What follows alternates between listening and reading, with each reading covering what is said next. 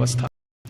इस संवाद को मैं चाहता हूं कि देश के लिए कोई दिशा बनाने वाला, दिशा स्थापित करने वाला बन जाए। इस दृष्टि से मैं कुछ तथ्य आपके बीच रखना चाहता हूं। हमारे भारत की शिक्षा व्यवस्था के बारे में एक बार अंग्रेजों ने बहुत गंभीर और खराब टिप्पणी की थी। सन 1931 में महात्मा गांधी गोलमेज सम्मेलन में भाग लेने के लिए लंदन गए थे और अंग्रेजों की सरकार के साथ उनका वार्तालाप चल रहा था। अंग्रेजों की तरफ से जो गांधी जी से संवाद करने वाली टीम थी या उनका जो समूह था, उस समूह के जो बहुत प्रमुख लोगों में से एक, उन्होंने गांधी जी को एक बहुत खराब बात कही। उन्होंने ये कहा कि अगर अंग्रेज भारत नहीं आते तो भारत की शिक्षा व्यवस्था तो कभी भी बन नहीं पाती। गांधी जी ने इसका विरोध किया और उन्होंने कहा कि अगर अंग्रेज नहीं आते तो भारत की शिक्षा व्यवस्था ज्यादा अच्छी होती, क्योंकि अंग्रेजों के आने के पहले की भारत की शिक्षा व्यवस्था बहुत ही उत्तम थी। ये गांधी जी ने कहा। तो अंग्रेज अधिकारियों ने गांधी जी से कहा कि आप ऐसा किस आधार पर कहते हैं? तो गांधी जी ने कहा कि मेरे देश को मैंने बहुत नज़दीक से देखा है, गांव-गांव में मैंने प्रवास किया है, वहाँ जो कुछ भी शिक्षा व्यवस्था के पुराने खंडहर दिखाई दे रहे हैं, उनके आधार पर मैं कह सकता हूँ कि भूतकाल में हमारी शिक्षा व्यवस्था बहुत अच्छी थी और बहुत मजबूत थी। उसी समय गांधी जी के साथ उन अंग्रेज अधिकारियों का विवाद हो गया और गांधी जी की गोलमेज यात्रा समाप्त होने के बाद अंग्रेज अधिकारियों ने अपनी तरफ से एक वक्तव्य जारी किया जो लंदन के सभी प्रमुख समाचार पत्रों में छपा और उसमें यह कहा गया कि गांधी जी को अपने देश की शिक्षा व्यवस्था के बारे में गर्व है, लेकिन उनके पास इस बात का कोई आधार और सबूत नहीं है कि भारत की शिक्षा व्यवस्था अंग्रेजों के आने के पहले कैसी थी। ये गांधी जी के पास कोई प्रमाण नहीं है, लिहाजा हम मानेंगे नहीं कि गांधी जी की बात सही है। और इस तरह से उस पर एक बहस चल पड़ी। भारत लौटने के बाद महात्मा गांधी ने उस बहस को बंद नहीं किया और लगातार उसको जिंदा रखा। गांधी जी के जो बहुत नजदीकी लोगों में से काम करने वाले एक व्यक्ति जो इस समय भी जीवित हैं और जो भारत के बहुत प्रमुख इतिहासकारों में माने जाते हैं, उनका नाम है प्रोफेसर धर्मपाल। जब भारत आजाद हो गया 15 अगस्त 1947 को, तो प्रोफेसर धर्मपाल जो गांधी जी के साथ भारत छोड़ो आंदोलन में शामिल हुए थे, उन्होंने गांधी जी को पूछा कि अच्छा अब मेरा काम क्या है? आज़ादी आ गई, सरकार बन गई, अब बताइए मेरा काम क्या है? तो गांधी जी ने कहा कि देखो, मैं 1931 में गोलमेज सम्मेलन में लंदन गया था। उस समय अंग्रेज अधिकारियों ने मुझे ये कहा था कि भारत में अंग्रेज अगर नहीं आते तो भारत की शिक्षा व्यवस्था तो कुछ भी नहीं होती। मुझे ये बात सही नहीं लगती, लेकिन मेरे पास इसको साबित करने के लिए कोई प्रमाण नहीं है।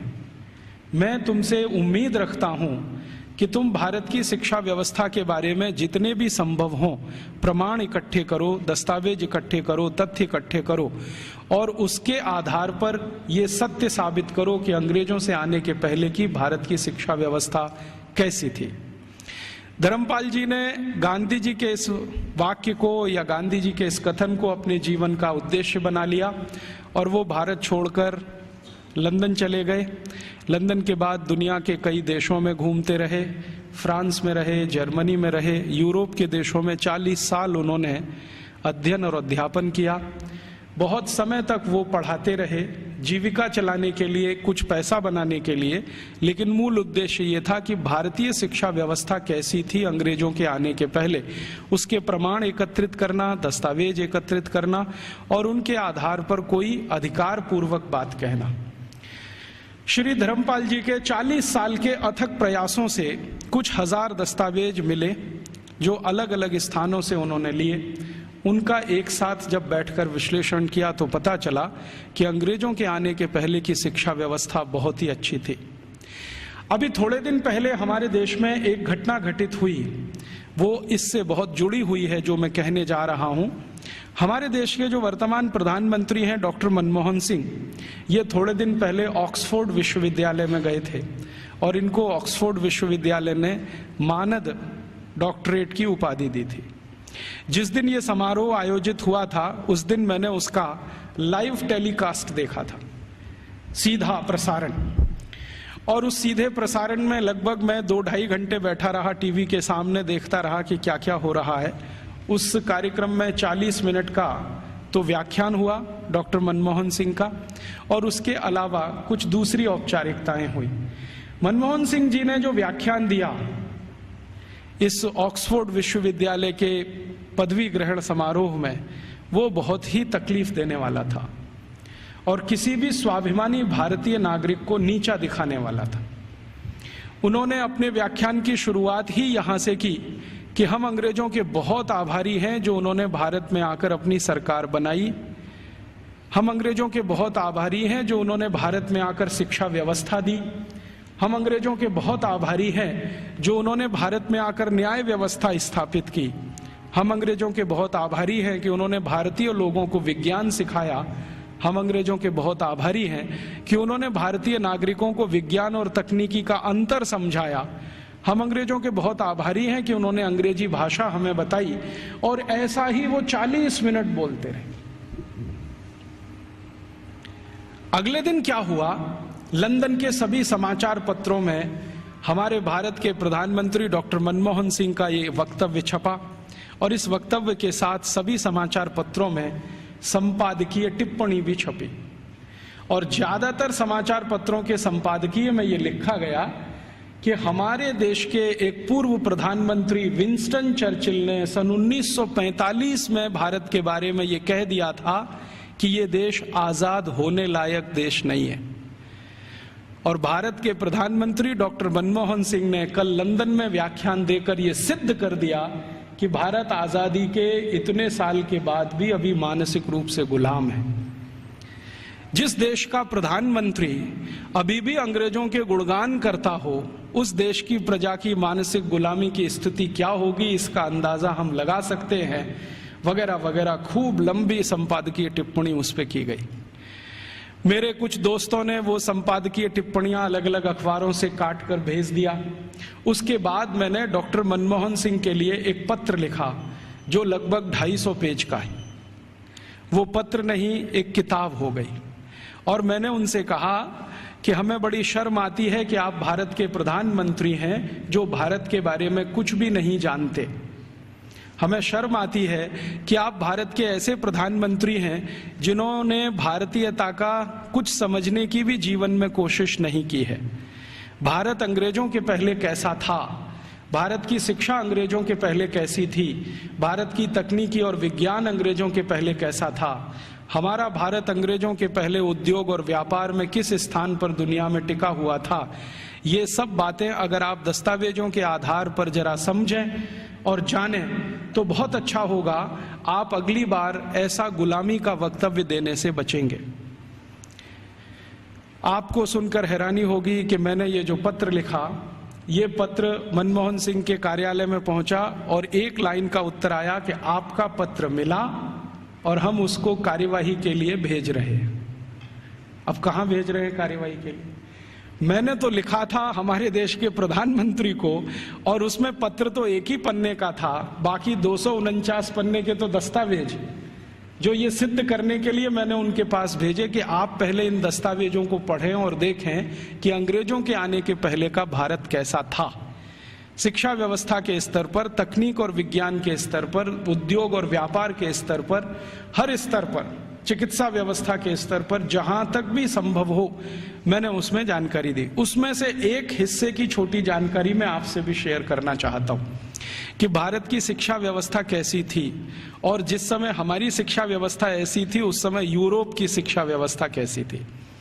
भारत की शिक्षा व्यवस्था के बारे में सबसे ज्यादा काम जिन्होंने किया है वो कुछ अंग्रेज ही है। एक अंग्रेज अधिकारी भारत में आया जो लगभग 40 साल यहां रहा, उसका नाम था विलियम एडम। विलियम एडम बहुत उच्च स्तर का अधिकारी था। अंग्रेजों की जो संसद का एक हिस्सा है हाउस ऑफ लॉर्ड्स, उसमें बहुत दिनों तक वो सांसद था और भारत में उसको बहुत उच्च स्तर का अधिकारी बनाकर भेजा गया था। उसकी हैसियत इतनी बड़ी थी कि वो भारत में आकर अगर गवर्नर को या वायसराय को कोई सुझाव दे दे तो वायसराय उसको कानून बनाने के लिए मजबूर होता था। विलियम एडम इस स्तर का अधिकारी था। उस विलियम एडम के नीचे काम करने वाले कुछ अधिकारी थे, जिनमें से एक था मैकॉले, टीवी मैकॉले। मैकॉले की तो आपने बार बार चर्चा सुनी है, बार बार नाम भी सुना है, लेकिन विलियम एडम के बारे में शायद आप में से कम लोग जानते होंगे, क्योंकि ये मैकॉले का बॉस था। मैकॉले भारत में शिक्षा व्यवस्था के बारे में जितना भी अभ्यास करता था वो अपने इमीडिएट बॉस विलियम एडम को भेजता था। तो विलियम एडम ने भारत की शिक्षा व्यवस्था पर एक रिपोर्ट तैयार की और वो रिपोर्ट लगभग 1700 कुछ पन्ने की है, 1780 पन्ने हैं उस रिपोर्ट में। वो रिपोर्ट संसद में पेश की गई, संसद माने अंग्रेजों की संसद में, हाउस ऑफ कॉमन्स में पेश की गई। और इस रिपोर्ट के आधार पर अंग्रेजों को पता चला कि भारत की शिक्षा व्यवस्था कैसी है। विलियम एडम की रिपोर्ट में से कुछ तथ्य मैं आपको देता हूं जो इस समय अंग्रेजी संसद के रिकॉर्ड्स पर हैं। आप जानते हैं कि हाउस ऑफ कॉमन्स और हाउस ऑफ लॉर्ड्स में जो भी बहस होती है वो सभी रिकॉर्ड में रहती है, और जो रिकॉर्ड में आ जाती है वो उनका डॉक्यूमेंट्स बन जाती है, दस्तावेज बन जाती है। और फिर ब्रिटिश पार्लियामेंट की एक प्रेस है जिसको हंसार्ड कहते हैं, वो जरूरत पड़ने पर समय समय पर ये डॉक्यूमेंट्स को प्रकाशित करती रहती है। तो भारत की शिक्षा व्यवस्था पर विलियम एडम की रिपोर्ट, जिसमें जगह जगह पर मैकॉले की दी गई टिप्पणी, मैं पहले मैकॉले की एक छोटी सी लाइन आपको सुना देता हूं। मैकॉले और विलियम एडम भारत की शिक्षा व्यवस्था के बारे में अंग्रेजों की संसद में जब बात कर रहे हैं तो घंटों घंटों उन्होंने बात की है। एक दिन ये टीवी मैकॉले 2 फरवरी सन 1835 को ब्रिटिश पार्लियामेंट के हाउस ऑफ कॉमन्स में खड़ा होकर भाषण दे रहा है और कह रहा है कि मैंने भारत का उत्तर, दक्षिण, पूरब, पश्चिम पूरा इलाका घूम लिया है।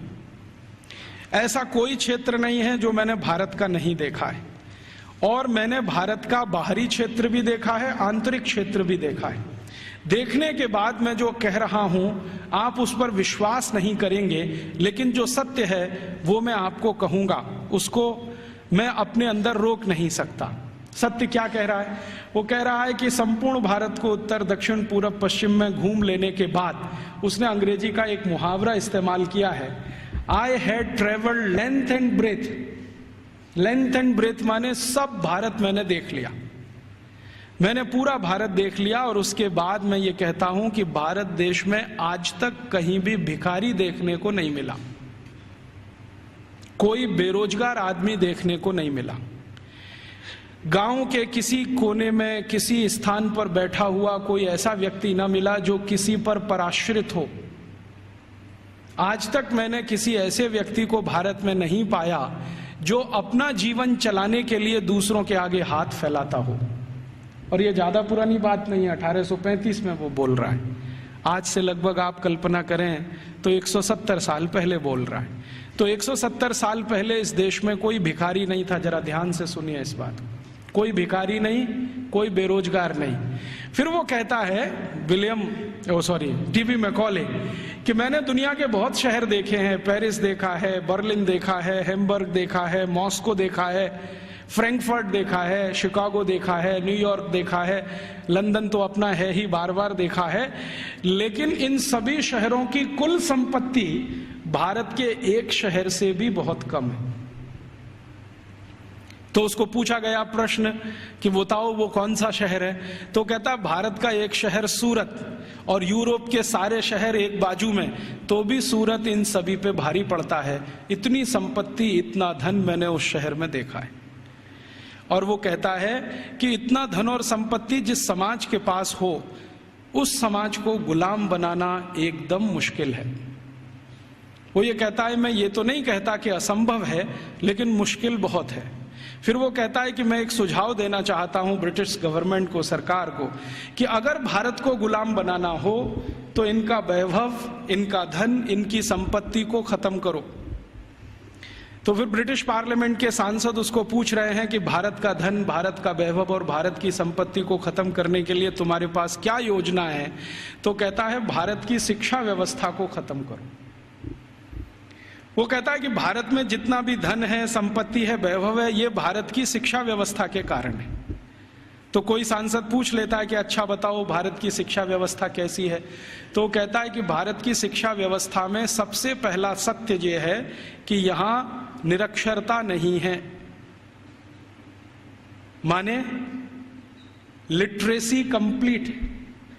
तो उसको पूछा गया क्या संपूर्ण भारत में एक जैसा है, तो कहता है दक्षिण भारत में लिटरेसी 100% है। दक्षिण भारत का माने कर्नाटक, आंध्र प्रदेश, तमिलनाडु, केरल।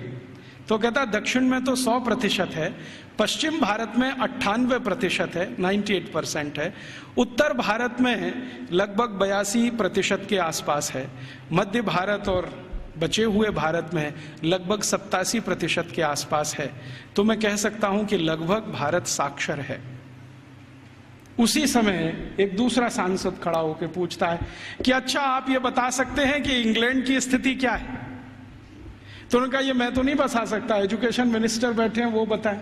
तो एजुकेशन मिनिस्टर खड़े होकर बोलते हैं कि जब भारत की साक्षरता लगभग 100% है, उस समय इंग्लैंड माने 3 राज्यों का समूह, अभी जिसको आजकल ब्रिटेन कहा जाने लगा है, स्कॉटलैंड, आयरलैंड और न्यू साउथ वेल्स मिला के, तो वो कहते हैं कि ये जो 3 राज्यों का समूह है जिसको ब्रिटेन कहा जाता है, इसमें कुल साक्षरता 17% भी नहीं है। 17% भी नहीं है। 17% माने 17। तो फिर पूछ रहे हैं कि भाई कारण क्या है इसका, भारत में इतनी साक्षरता और हमारे यहाँ कुछ भी नहीं। तो वो कह रहा है टीवी मैकॉले के इस समय भारत में 7,32,000 रेवेन्यू विलेजेस हैं, राजस्व वाले गांव। तो नॉन रेवेन्यू वाले, उसने कहा वो मुझे नहीं मालूम। वो कह रहा 7,32,000 राजस्व गांव हैं और ऐसा एक भी राजस्व गांव नहीं है जहां पर स्कूल की व्यवस्था नहीं है। तो फिर उसको प्रश्न पूछा गया कि क्या भारत के लोग इसको स्कूल कहते हैं, तो उन्होंने कहा नहीं, मैंने कहा है स्कूल, भारत के लोग इसको गुरुकुल कहते हैं। उसने गुरुकुल को स्कूल में ट्रांसलेट किया है। बाद में वो कहता है कि शायद मेरे पास कोई शब्द नहीं है जो गुरुकुल के बराबर हो, तो मैं स्कूल कहता हूं। तो हम ऐसा मान लें कि मैकॉले बोल रहा है 2 फरवरी 1835 को हाउस ऑफ कॉमन्स में कि भारत के 7,32,000 गांवों में कोई भी ऐसा गांव नहीं है जहां पर गुरुकुल ना हो। इसका अर्थ क्या है, हर गांव में एक गुरुकुल है। फिर उसको पूछा गया इस गुरुकुल में क्या होता है, तो उन्होंने कहा पढ़ते हैं। तो कितने विद्यार्थी हैं, तो उसने कहा सबसे बड़ा गुरुकुल मैंने देखा है वो 20,000 विद्यार्थियों का है, और जो सबसे छोटा गुरुकुल मैंने देखा है वो 200 विद्यार्थियों का है। माने जो गुरुकुलों के बड़े होने का अंदाजा हम लगाना चाहें तो 200 विद्यार्थियों से लेकर 20,000 विद्यार्थियों तक के गुरुकुल इस देश में चलते हैं 1835 के आसपास।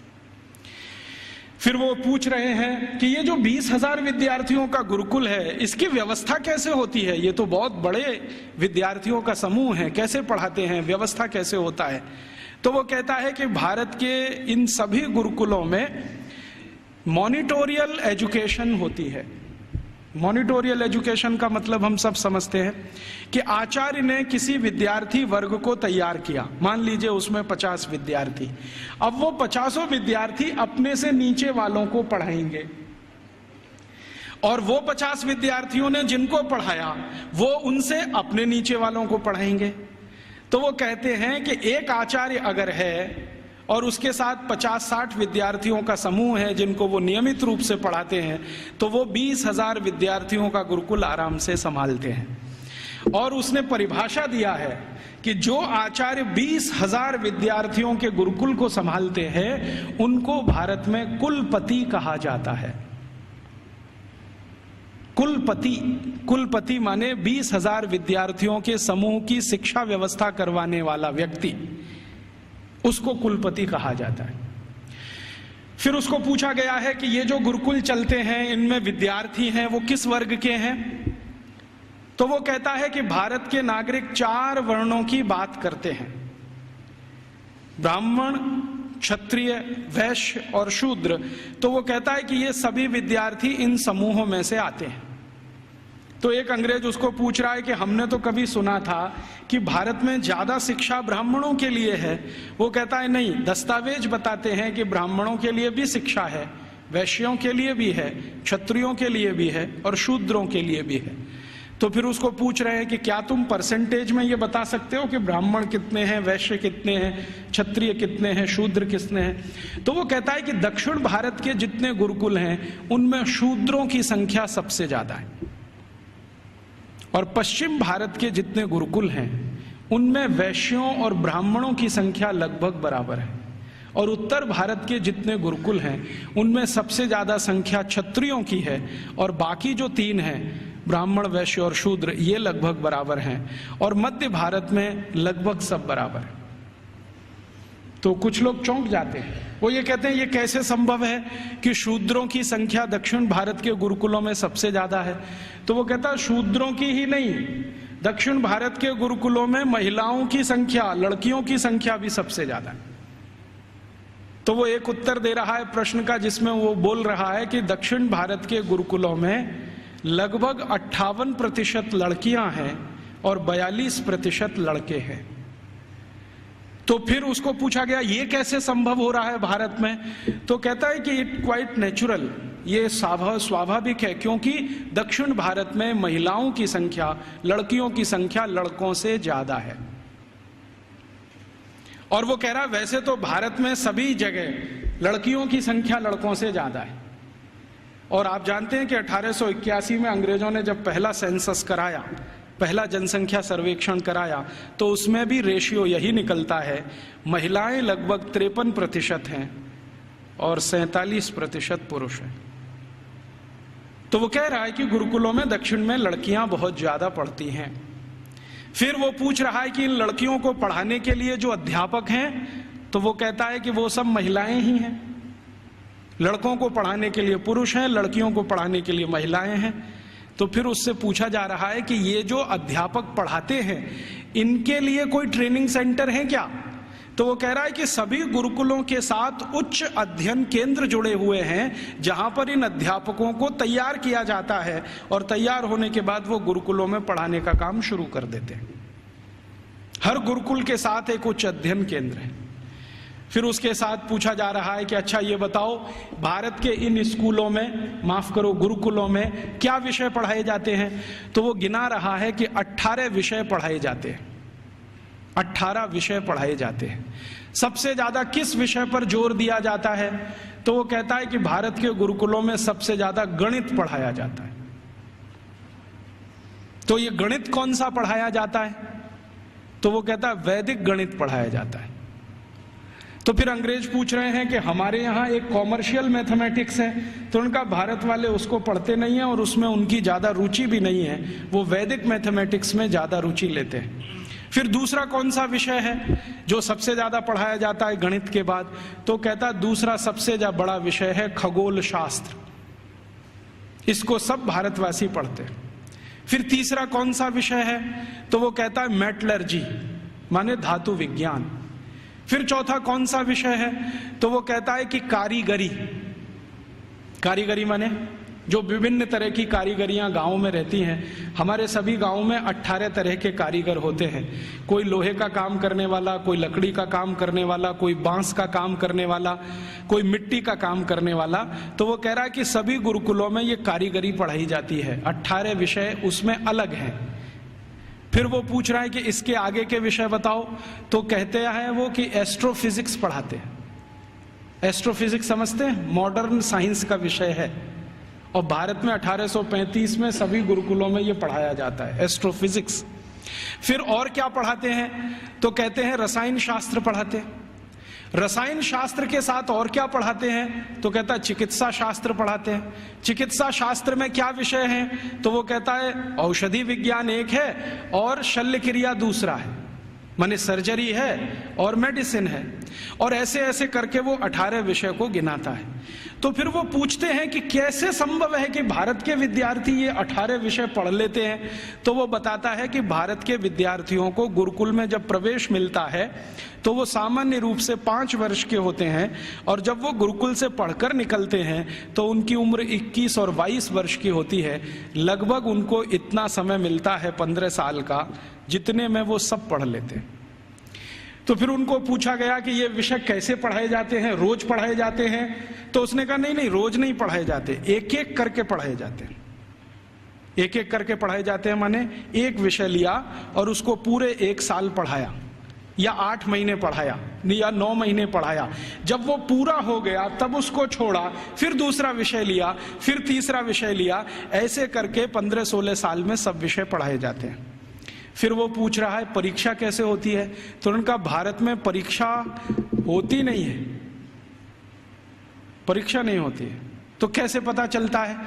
वो पूछ रहे हैं बहुत सारे एमपीज के इवैल्यूएशन का तरीका क्या है। तो उन्होंने कहा कि यहाँ के जो आचार्य और शिक्षक होते हैं वो विद्यार्थियों को जब एक विषय पूरा पढ़ा देते हैं तो उसी के आधार पर उनके कौशल को जानने के लिए, हुनर को परखने के लिए कुछ काम उनको दे दिए जाते हैं। वो काम कितनी कुशलता से करते हैं इसके आधार पर तय होता है।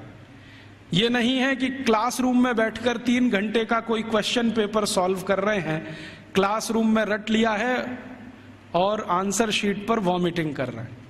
ऐसा नहीं है भारत में। उसने मजाक में कहा है लेकिन ये गंभीर है समझने के लिए। तो उसको पूछा गया है कि अच्छा आप जरा बताओ कि हमारी इंग्लैंड की स्थिति क्या है, अगर ऐसी शिक्षा भारत में है तो इंग्लैंड में। तो कहता है जी इंग्लैंड में तो अभी 17% ही साक्षरता नहीं है। और वो कह रहा है कि जब भारत में 7,32,000 गुरुकुल है तो पूरे इंग्लैंड में कुल मिलाकर 240 भी स्कूल नहीं है, और जो स्कूल हैं उनमें गणित पढ़ाना तो किसी को नहीं आता है। वो एक ही विषय पढ़ाते हैं और वो है बाइबल, और कुछ पढ़ाने को इनको नहीं है।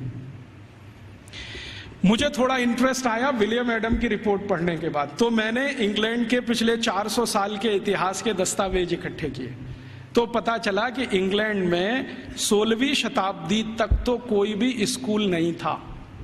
आप जरा ध्यान से सुनना इन बातों। 16वीं शताब्दी तक तो कोई स्कूल नहीं था। ईस्ट इंडिया कंपनी जब भारत आई है तब उनके यहाँ एक स्कूल खुला था, चर्च के पिछवाड़े में, गैरेज में। गैरेज समझते हैं, जहां गाड़ियां खड़ी की जाती हैं। एक गैरेज हुआ करता था जो मुश्किल से 15-20 फीट लंबा, 15-20 फीट चौड़ा, लंदन के एक चर्च में। ये लंदन में आप कभी जाएं तो उनका जो स्क्वायर है जहां पर उनकी पार्लियामेंट है उसके बगल में वो चर्च आज भी है। तो उसकी पीछे के हिस्से में एक छोटे से में स्कूल खुला था जो उनको पढ़ाता था बाइबल। तो बाइबल पढ़ाने वाले स्कूल उनके यहाँ शुरू हुए, उसके पहले तो कोई स्कूल ही नहीं था। तो इंग्लैंड और यूरोप के इतिहास क्या बताते हैं शिक्षा के बारे में, तो आप जरा सोचो और सुनो। यूरोप का जो सबसे बड़ा इतिहासकार, सबसे बड़ा दार्शनिक, सबसे बड़ा फिलोसोफर, सबसे बड़ा सब कुछ, जो यूरोप में भगवान के अगला अवतार माना जाता है, उसका नाम है प्लेटो। प्लेटो सबसे महान। वो ये कहते हैं ये तो ईश्वर का ही अंश है। माने ईसा मसीह के बाद यूरोप में अगर किसी की इज्जत है तो वो प्लेटो की है। प्लेटो के बारे में यूरोप के सारे अर्थशास्त्री, सारे के सारे दूसरे शास्त्री, चाहे वो फिजिक्स वाले हों, केमिस्ट्री के हों, बॉटनी के हों, जूलॉजी के हों, इंजीनियरिंग के हों, मेडिकल के, सब मानते हैं the whole of the European civilisation is a footnote of Plato. मतलब यूरोप की पूरी सभ्यता जो है ना, प्लेटो के फुट नोट जैसी है। माने प्लेटो ने जितना कुछ लिख दिया है वो किसी पुस्तक के फुट नोट में अगर है तो उतनी ही पूरी यूरोप की सभ्यता है। मतलब यूरोप की सभ्यता का जनक प्लेटो ही है। प्लेटो ने अपनी जिंदगी में कई महत्वपूर्ण पुस्तकें लिखी हैं, उनमें से 2 का जिक्र करता हूं। एक पुस्तक उसकी जो दुनिया में सबसे ज्यादा चर्चित हुई है, द रिपब्लिक, गणतंत्र, और दूसरी पुस्तक जो बहुत चर्चित है पूरी दुनिया में, लॉज, LAWS, लॉज। ये 2 किताबें प्लेटो की सारी दुनिया में सबसे ज्यादा पढ़ाई जाती हैं, बहुत चर्चा होती है। द रिपब्लिक में प्लेटो लिखता है कि शिक्षा की जरूरत सभी को नहीं होती। शिक्षा की जरूरत सभी को नहीं होती। समाज का जो प्रभु वर्ग है, प्रभु वर्ग से मतलब सरकार चलाने वाला वर्ग, राजा और राजा के नजदीक, इन्हीं को शिक्षित होना चाहिए, बाकी को शिक्षित होने की जरूरत ही नहीं होती। क्यों? तो वो कहता है कि राजा और राजा के नजदीक का जो वर्ग है उसको आदेश देना है, बाकी को तो सब उस आदेश का पालन करना है। तो जो आदेश के पालन करता है उनको शिक्षित होने की क्या जरूरत है? शिक्षा की जरूरत तो सिर्फ राजा को है और राजा के नजदीकी लोगों को है। ये जो प्लेटो ने कहा, प्लेटो के बाद जो दूसरा उसका ग्रेट ग्रेट ग्रेट फिलोसोफर या उसका ग्रेट ग्रेट स्टूडेंट अरिस्टोटल कहता है कि मेरा जो गुरु बोल गया है उसी पर मैं सहमत हूं। शिक्षा की जरूरत सभी को नहीं होती। समाज का जो प्रभु वर्ग है, माने जो संचालन करता है राज्य का, उसके राजा, मंत्रियों के नजदीकी अधिकारी, बस इनको पढ़ाई होनी चाहिए, बाकी किसी को नहीं। अरिस्टोटल के बाद जितने भी फिलोसोफर आए हैं और लेटेस्ट रूसो, देकार्ते, लेविनिज, ये सब अपनी अपनी किताबों में लिख रहे हैं शिक्षा की जरूरत किसी को नहीं होती। अगर जरूरत है तो थोड़ा राजा को है। माने यूरोप में प्लेटो के समय से चली हुई विचारधारा आज 18वीं शताब्दी के सभी दार्शनिकों तक सतत चली आई है। शिक्षा सबके लिए नहीं है, सिर्फ राजा के लिए और प्रजा के लिए। प्रजा को जरूरत नहीं है शिक्षा की, राजा के नजदीकी लोगों को जरूरत है। तो फिर यह शिक्षा कैसे पूर्ति की जाए? तो प्लेटो लिखता है रिपब्लिक पुस्तक में ही कि राजा को अगर अपने बच्चों को शिक्षा दिलवानी है या खुद को शिक्षा लेनी है या उसके मंत्रियों को शिक्षा दिलवानी है तो इसके लिए स्कूल नहीं चाहिए। कोई शिक्षक को पकड़ लाइए, राजा को महल में आके पढ़ा देगा। कोई शिक्षक को पकड़ लाइए, राजा के बच्चों को उसके घर में पढ़ा देगा। कोई शिक्षक को पकड़ लाइए, मंत्रियों को वहां पढ़ा देगा। स्कूल की क्या जरूरत है? तो फिर प्लेटो को कई बार पूछे जाने वाले प्रश्नों में से एक है कि स्कूल क्यों नहीं चाहिए? तो कहता है ये फालतू का खर्चा है। वो ये कहता है स्कूल बनाने से अच्छा है एक बनाओ ऐसा स्थान जहां पर मनोरंजन हो सके। स्कूल की क्या जरूरत है? घर में आके कोई पढ़ा देगा, क्या जरूरत है स्कूल की? तो इसलिए इंग्लैंड में, इंग्लैंड के पड़ोसी फ्रांस में, जर्मनी में, स्वीडन में, स्विट्जरलैंड में 16वीं 17वीं शताब्दी तक एक भी स्कूल नहीं खोला गया।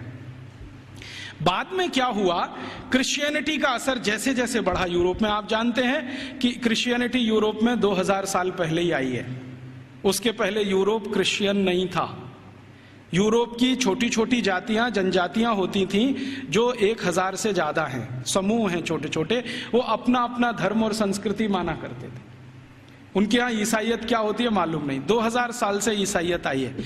तो जब ईसाइयत का बहुत प्रचार हुआ और समाज और ईसाइयत के बीच में संघर्ष हुआ, तब उन्होंने बाइबल स्कूल शुरू किए और वो बाइबल स्कूल पूरे इंग्लैंड में फैले, फ्रांस में, जर्मनी में फैले।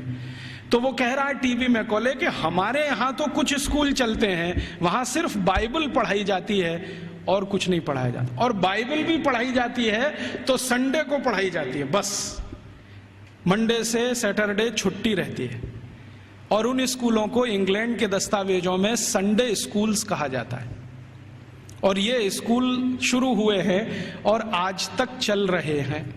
आप यूरोप में कहीं भी जाइए, संडे स्कूल्स आपको मिलेंगे जहां पर आप बाइबल पढ़ सकते हैं। बाइबल में न्यू टेस्टामेंट पढ़ाते हैं, ओल्ड टेस्टामेंट पढ़ाते हैं, 2 ही चीजें पढ़ाते हैं, इसके अलावा कुछ नहीं। गणित क्या होता है, फिजिक्स क्या होती है, केमिस्ट्री क्या होती है, मेटलर्जी क्या होती है, सर्जरी क्या होती है, मेडिसिन साइंस, ये कुछ उनको 18वीं शताब्दी तक मालूम नहीं है। ऐसा गरीब देश है इंग्लैंड और उनकी ऐसी शिक्षा व्यवस्था है। जो उनका पहला स्कूल खुला है जिसमें मुश्किल से 250 स्क्वायर फीट की जगह है, उसमें उन्होंने पहली ही बार में 250 विद्यार्थी ले लिए। अब 250 स्क्वायर फीट में 250 विद्यार्थी कैसे बैठते होंगे? कल्पना कर लो आप, कितना स्पेस होगा उनके पास। एक शब्द इस्तेमाल होता है अंग्रेजों के यहां, ब्रीदिंग स्पेस। ब्रीदिंग स्पेस भी नहीं है। वो कह रहा है मैकॉले कि हमारे तो बाइबल स्कूलों में ब्रीदिंग स्पेस भी नहीं है, माने हर विद्यार्थी को घिचपिच में बैठना पड़ता है, जगह नहीं है उनके पास। लेकिन भारत के एक एक गुरुकुल तो 5-5 हेक्टेयर में बने हुए हैं। 1 हेक्टेयर में लगभग 5 एकड़ होते हैं, 25 एकड़ में गुरुकुल बने हुए हैं। और वो कह रहा है कि भारत के बहुत सारे गुरुकुल रेजिडेंशियल हैं, जहां पर विद्यार्थियों को रहने और खाने की व्यवस्था है, और कुछ गुरुकुल ऐसे हैं जो डे स्कूल की तरह से चलते हैं। विद्यार्थी सुबह आते हैं, शाम को पढ़ के अपने घर वापस जाते हैं। फिर उसको पूछा जाता है कि भारत के विद्यार्थियों को ये सारी की सारी जो शिक्षा दी जाती है, इसका कोई वर्गीकरण है, क्लासिफिकेशन है? तो वो बहुत सुंदर उत्तर दे रहा है, जो हमें इस पे रिसर्च आज जरूरी है करना। वो ये कह रहा है कि भारत के विद्यार्थियों को 2 चीजें पढ़ाई जा रही है, एक तो शिक्षा है, दूसरी विद्या है। अब वो कहता है कि मुझे समझ में नहीं आता शिक्षा कौन सी है, विद्या कौन सी है। लेकिन मैं जितने भी गुरुकुलों में गया हूं, पूछता हूं क्या पढ़ते हो, तो कुछ विद्यार्थी कहते हैं हम शिक्षा ले रहे हैं, कुछ कहते हैं हम विद्या ले रहे हैं। ये विद्या क्या है, शिक्षा क्या है, मुझे समझ में नहीं आता, लेकिन ये हर गुरुकुल में मुझे सुनाई देता है। हमको समझना चाहिए कि शिक्षा और विद्या ये 2 अलग चीजें होती हैं। आज के समय में हमने इन दोनों का खिचड़ी बना दिया है, और ऐसा खिचड़ी बना दिया है कि उसमें से चावल और मूंग की दाल को बीन पाना ही बड़ा मुश्किल हो गया है। नाम सब है विद्यालय और काम कर रहे हैं शिक्षालय का, है कि नहीं? कोई भी विद्यालय ले लो, 1 2 3 नाम विद्यालय, विद्यालय, महाविद्यालय, ये विद्यालय, काम सब शिक्षालय का कर रहे हैं, नाम विद्यालय रखा हुआ है। ऐसा घालमेल कर दिया। शायद ये मैकॉले का असर है, क्योंकि मैकॉले को शिक्षा और विद्या में अंतर नहीं मालूम था, हमें भी नहीं मालूम है। हम जानते नहीं है कि विद्या क्या होती है और शिक्षा क्या होती है। विद्या जो है ना, अपनी जिंदगी को अध्यात्म के रास्ते पर ले जाने वाली, अपने जीवन को ऊंचा उठाने वाली, आत्मा का परमात्मा से मेल कराने वाली, मनुष्य शरीर छूटने के बाद हमारी आत्मा परमात्मा से मिल जाए, इन सब बातों को सिखाने वाली, धर्म क्या है, अधर्म क्या है, न्याय क्या है, अन्याय क्या है, श्रेय क्या है, अश्रेय क्या है, छोड़ने वाला क्या है, ग्रहण करने लायक क्या है, ये सब ज्ञान देने वाली या विवेक देने वाली ये तो है विद्याएं। और बाकी हमने मैथमेटिक्स पढ़ लिया, हमने केमिस्ट्री पढ़ ली, हमने ये फिजिक्स पढ़ लिया, हमने ये कॉमर्स सीख लिया, हमने वो, ये है सब शिक्षा।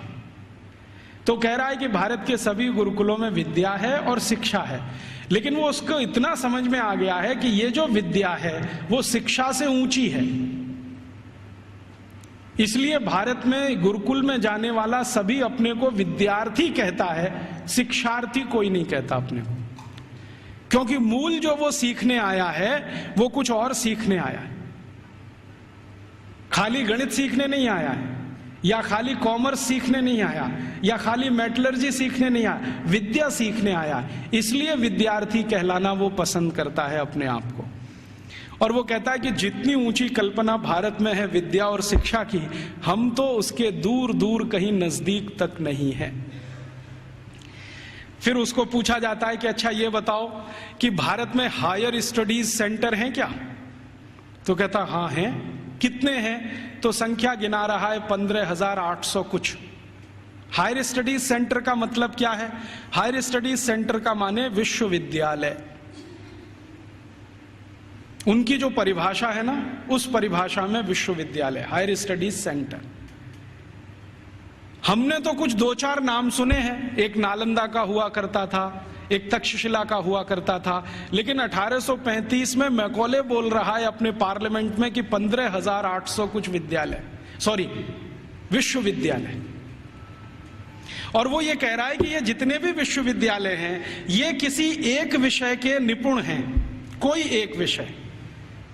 जैसे वो नाम लिख के बता रहा है, मेरे पास ये सब नाम है 15,800, और उसकी सीडी है।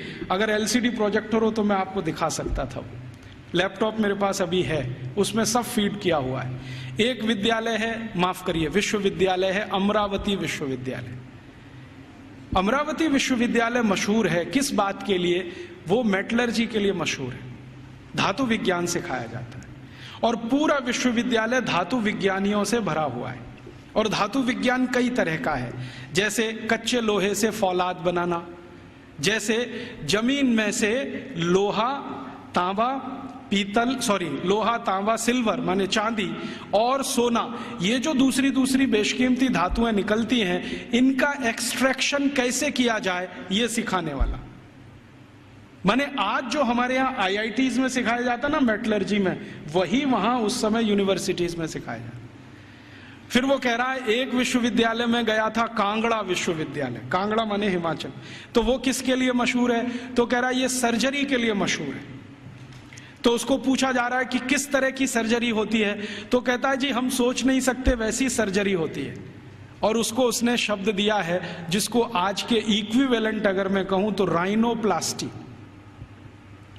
राइनोप्लास्टी सर्जरी का लेटेस्ट साइंस है 21वीं शताब्दी का, जिसमें आपके शरीर के किसी अंग के चमड़े को निकालकर किसी दूसरे अंग पे लगा दिया जाए।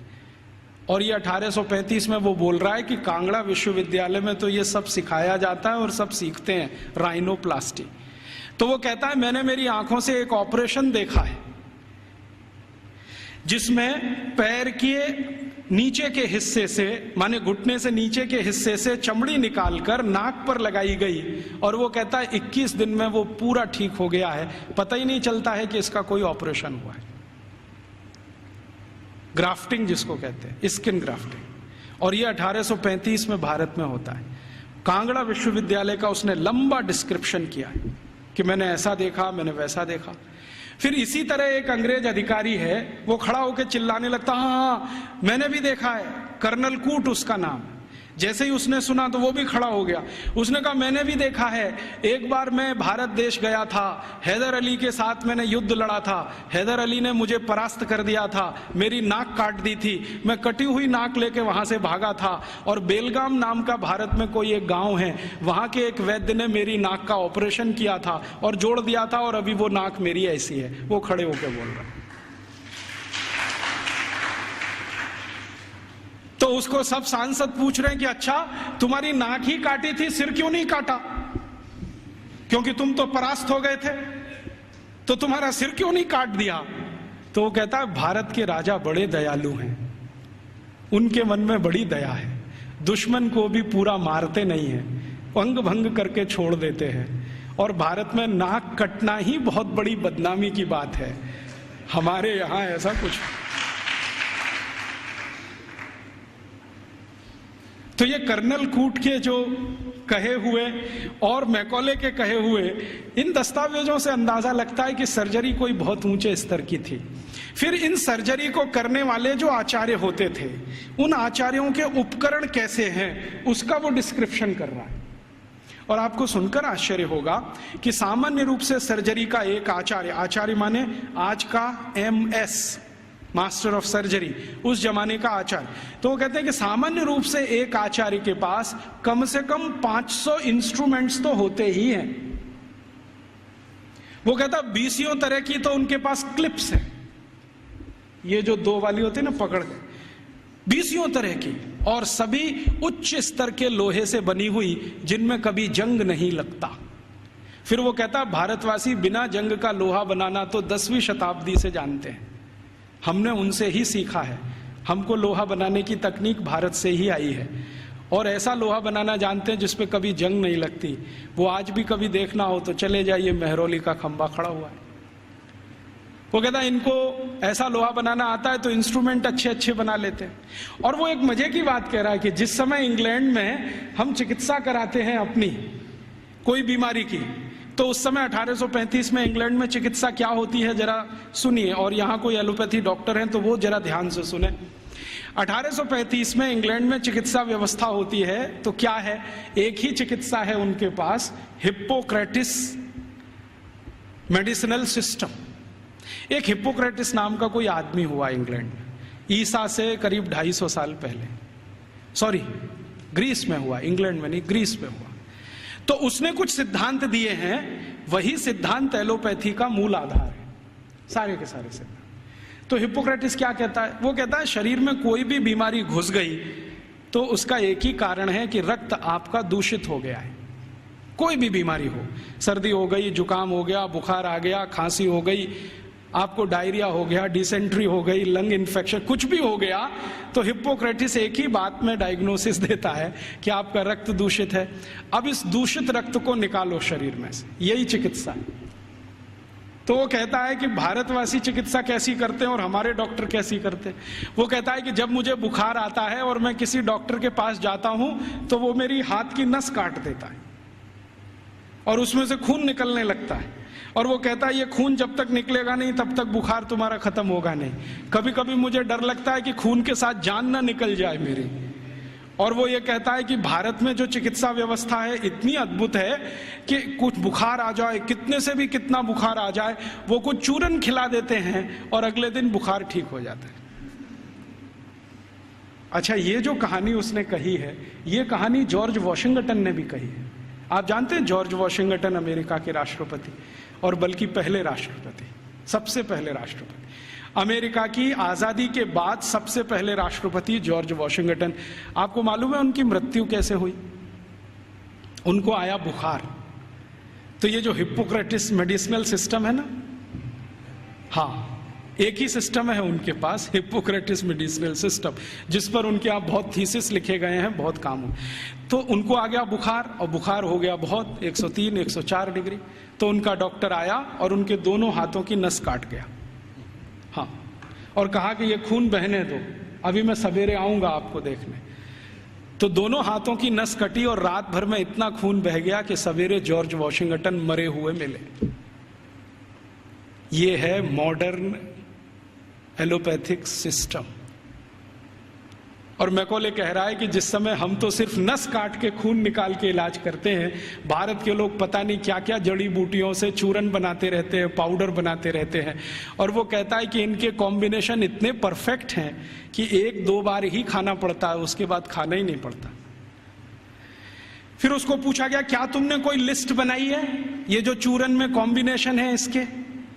तो वो कहता है हाँ, मैं एक लिस्ट बना रहा हूं, उसमें कुछ मेडिसिनल हर्ब्स हैं, कुछ रूट्स हैं, कुछ प्लांट्स हैं। तो वो पूछ रहे हैं कितनी संख्या हो गई है? तो उसने कहा 16,000 तो हो गई है, पता नहीं आगे कितनी जाएगी। उस जमाने में तो कुछ लोग आश्चर्य से पूछ रहे हैं कि ये जो शिक्षा है, वहां चिकित्सा भी दे रहे हैं, सर्जरी भी दे रहे हैं, मेटलर्जी भी दे रहे हैं, वगैरह वगैरह, क्यों दे रहे हैं? तो वो कहते हैं, भारत के सभी आचार्य कहते हैं कि जीवन एकांगी नहीं है। अभी ये देखिए, फिलॉसफी की बात, जीवन एकांगी नहीं है, और चूंकि एकांगी नहीं है तो इसमें सब तरह के ज्ञान की जरूरत होती है। तो हर विद्यार्थी को सभी तरह का ज्ञान होना चाहिए, विशेषज्ञता उसको किसी एक में होनी चाहिए, ज्ञान उसको सब तरह का होना चाहिए। तो कहता है कि जो प्राइमरी लेवल की ज्ञान है वो सबको दी जाती है, मेडिसिन की, सर्जरी की, मेटलर्जी की, मैथमेटिक्स की। जब वो विद्यार्थियों की रुचि उत्पन्न हो जाती है तो किसी एक विषय में उनको विशेषज्ञ बना दिया जाता है, और फिर वो विद्यार्थी समाज में चला जाता है, उसकी शिक्षा पूरी हो जाती है, विद्या पूरी हो जाती है, फिर वो समाज को अपनी सेवाएं देता है। और वो एक बहुत महत्व की बात कह रहा है कि भारत के विद्यार्थी इन सब गुरुकुलों से जब पढ़कर निकलते हैं तो उनको संकल्प कराया जाता है, संकल्प कराया जाता है। और संकल्प क्या कराया जाता है? तो उनको ये कहा जाता है कि देखो, ये जो ब्रह्मांड जगत है, वो उसको अंग्रेजी में एक्सप्लेन कर रहा है, ठीक से नहीं कर पाया, कहीं गलती है वो मैंने ठीक कर दिया है, क्योंकि बहुत सारी चीजें उनके समझ की बाहर हैं जो हमारी समझ के लिए सामान्य है। क्योंकि हर सभ्यता में कुछ बातें विशेष होती हैं जो दूसरी सभ्यता में नहीं मिलती है, तो बाहर वाला आकर उसको जिस चश्मे से देखेगा, हमारा चश्मा उससे बिल्कुल अलग होगा। तो वो कह रहा है कि भारत में ऐसा बोलते हैं, मानते हैं कि ये जो ब्रह्मांड जगत है इसमें मनुष्य ही नहीं है, मनुष्येतर बहुत सारे प्राणी हैं, पक्षी हैं, जीव हैं, जंतु हैं, और सब भारतवासी मानते हैं कि सब में आत्मा है, सब में आत्मा है। और प्लेटो क्या कहता है? प्लेटो करे जरा इसका सोचो, वो रिपब्लिक में लिख रहा है और लॉज में उसको रिपीट किया है। वो ये कहता है आत्मा सिर्फ राजा में होती है, प्रजा में आत्मा ही नहीं होती। प्लेटो का है, ये मेरा नहीं है। वो कहता है आत्मा सिर्फ राजा में है, प्रजा में आत्मा है ही नहीं, इसलिए कानून सब प्रजा के लिए हैं, आदेश देने का अधिकार राजा को है। और प्लेटो तो कहता है कि राजा के मुंह से जो निकल गया वही कानून, प्रजा को उसी का पालन करना है। अच्छा, फिर प्लेटो ने स्ट्रेटिफिकेशन किया है कि राजा तो एक वर्ग है, उसके नीचे के वर्ग के उसने वर्गीकरण किया है कि प्रजा में पहला कौन, तो कहता है कि ये जो उद्योगपति हैं, व्यापारी हैं, धंधा करने वाले, ये पहले स्तर के। दूसरे स्तर पर कौन, तो अध्यापक हैं और कारीगर हैं और म्यूजिशियन हैं, संगीतकार हैं, पेंटर हैं, आगे आदि दो। तीसरे नंबर पर कौन, तो तीसरे नंबर पर खेत में काम करने वाले मजदूर हैं, फैक्ट्री में काम करने वाले मजदूर हैं वो। चौथे नंबर पर कौन, तो कहता है स्त्रियां, महिलाएं, वो चौथे नंबर पे। आखिरी पांचवा कोई नंबर नहीं है वहां। तो वो कहता है प्लेटो कि मैं कभी कभी कल्पना करता हूं कि प्रजा में गलती से आत्मा आ गई तो स्त्रियों में तो कभी नहीं आती। इसलिए वो लॉज में लिख रहा है कि कभी भी किसी न्यायाधीश को किसी स्त्री की गवाही पर विचार ही नहीं करना चाहिए, क्योंकि स्त्री को सत्य का ज्ञान नहीं है, उसको विवेक नहीं है, क्योंकि उसको आत्मा नहीं। तो आप जानते हैं ये जो मॉडर्न जस्टिस माने जुडिशियल सिस्टम निकला, जिसमें से आईपीसी, सीआरपीसी और सीपीसी आया और हमने बिना सोचे समझे उसको अपने देश में अपनाया, इस जुडिशियल सिस्टम में 1950 तक किसी महिला की गवाही को माना ही नहीं जाता था। यूरोप में अदालत में चलने वाले किसी भी मुकदमे में किसी महिला की गवाही नहीं मानी जाती थी। तो क्या हुआ, फिर यूरोप में एक बगावत हुई जिसको वीमेन्स लिव कहा जाता है, स्त्री मुक्ति, और इसका नेतृत्व किया एक फ्रांसीसी लेखिका ने, उसका नाम था सिमोन द बोउआर। उसके एक गुरु हुआ करते थे ज्यों पाल सार्त्र, जिनको आधुनिक दार्शनिकों में बहुत ऊंचा स्थान मिला हुआ है। तो सिमोन द बोउआर ने सालों साल आंदोलन चलाया। तब फ्रांस में इतना हुआ कि किसी 3 स्त्री की गवाही एक पुरुष के बराबर है। इतना हुआ, बस इतना ही हुआ। और उसके बाद सिमोन द बोउआर मर गई और वो कहती थी कि मैं इतना ही करा पाई, यही मेरे लिए बहुत है कि कम से कम अदालत ने 3 महिलाओं की गवाही एक पुरुष के बराबर तो मानी।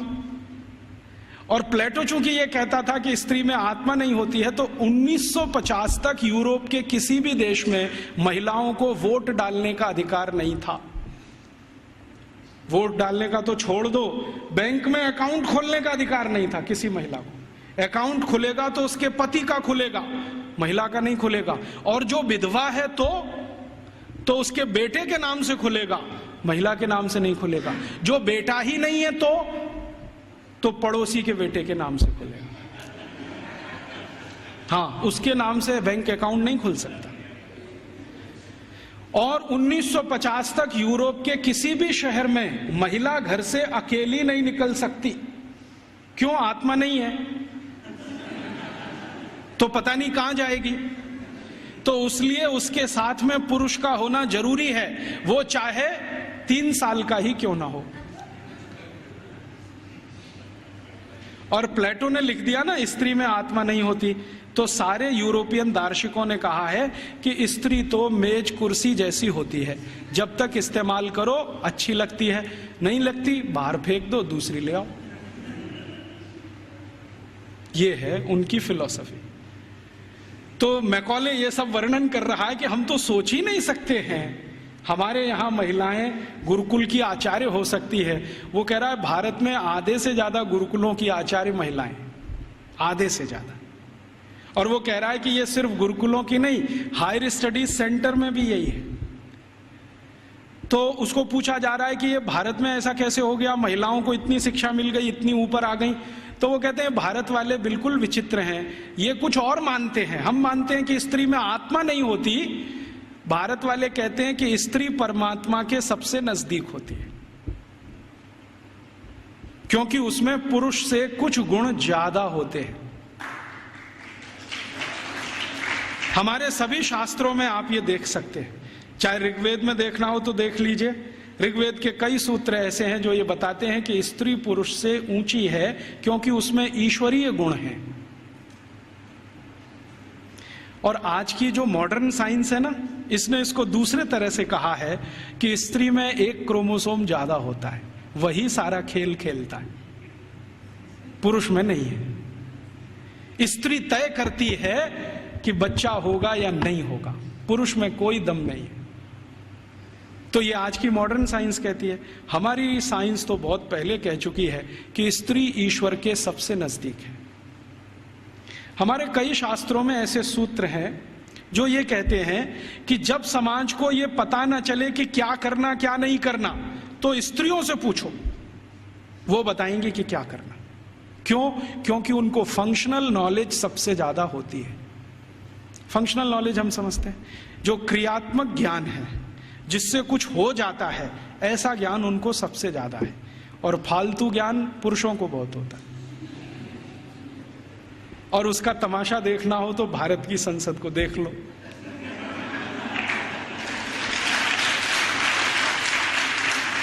देखा आपने संसद में जो पुरुष सांसद हैं वो मां बहन की गालियां देते हैं और स्त्री सांसदों को चुपचाप निकल जाना पड़ता है।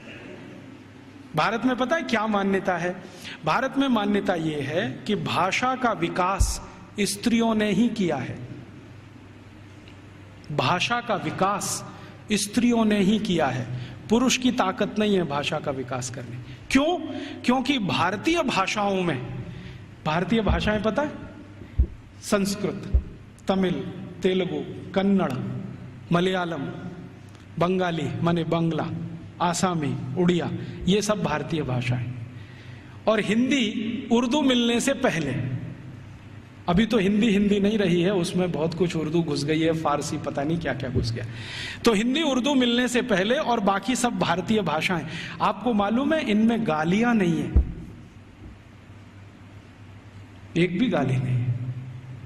और गाली नहीं है तो यह सिद्ध करता है कि यह भाषा स्त्रियों ने ही रची है। हाँ, क्योंकि स्त्रियों में कितना भी गुस्सा हो, गाली नहीं निकलती उनके मुंह से, क्योंकि ईश्वरीय गुण है उनमें कुछ। तो मैकॉले कह रहा है कि भारत में स्त्री ईश्वर के नजदीक है, परमात्मा के नजदीक है। और वो एक सूत्र सुना रहा है, पता नहीं उसको कहां से मिल गया। वो कहता है भारत के लोग ऐसा कहते हैं कि स्त्री के बिना मोक्ष नहीं होता। और ये एक दिन मुझे भी अनुभव हुआ है। मैं दक्षिण भारत में गया था, एक गांव में व्याख्यान देने। वो गांव में एक मंदिर है, बड़ा मशहूर मंदिर है। मैंने सोचा मैं भी दर्शन करूं। तो पुजारी ने कहा आप अंदर नहीं जा सकते। मैं पूछा क्यों? कि आप ब्रह्मचारी हैं। मैं पूछा तो क्या हुआ? ब्रह्मचारी हूं, अंदर नहीं जा सकता। नहीं जा सकते। क्यों नहीं जा सकता? कि आप पवित्र नहीं है। मैं पूछा वो कैसे? उन्होंने कहा पवित्रता तो स्त्री के आने के बाद ही आती है। हाँ, और वो ब्रह्मचारी ने इतनी गंभीरता से कहा कि मैं देखने लगा उसका चेहरा, ये बोल क्या रहा है। तो उसने कहा कि स्त्री के जीवन में आने के बाद ही पुरुष पवित्र होता है, उसके पहले तो वो लंपट होता है।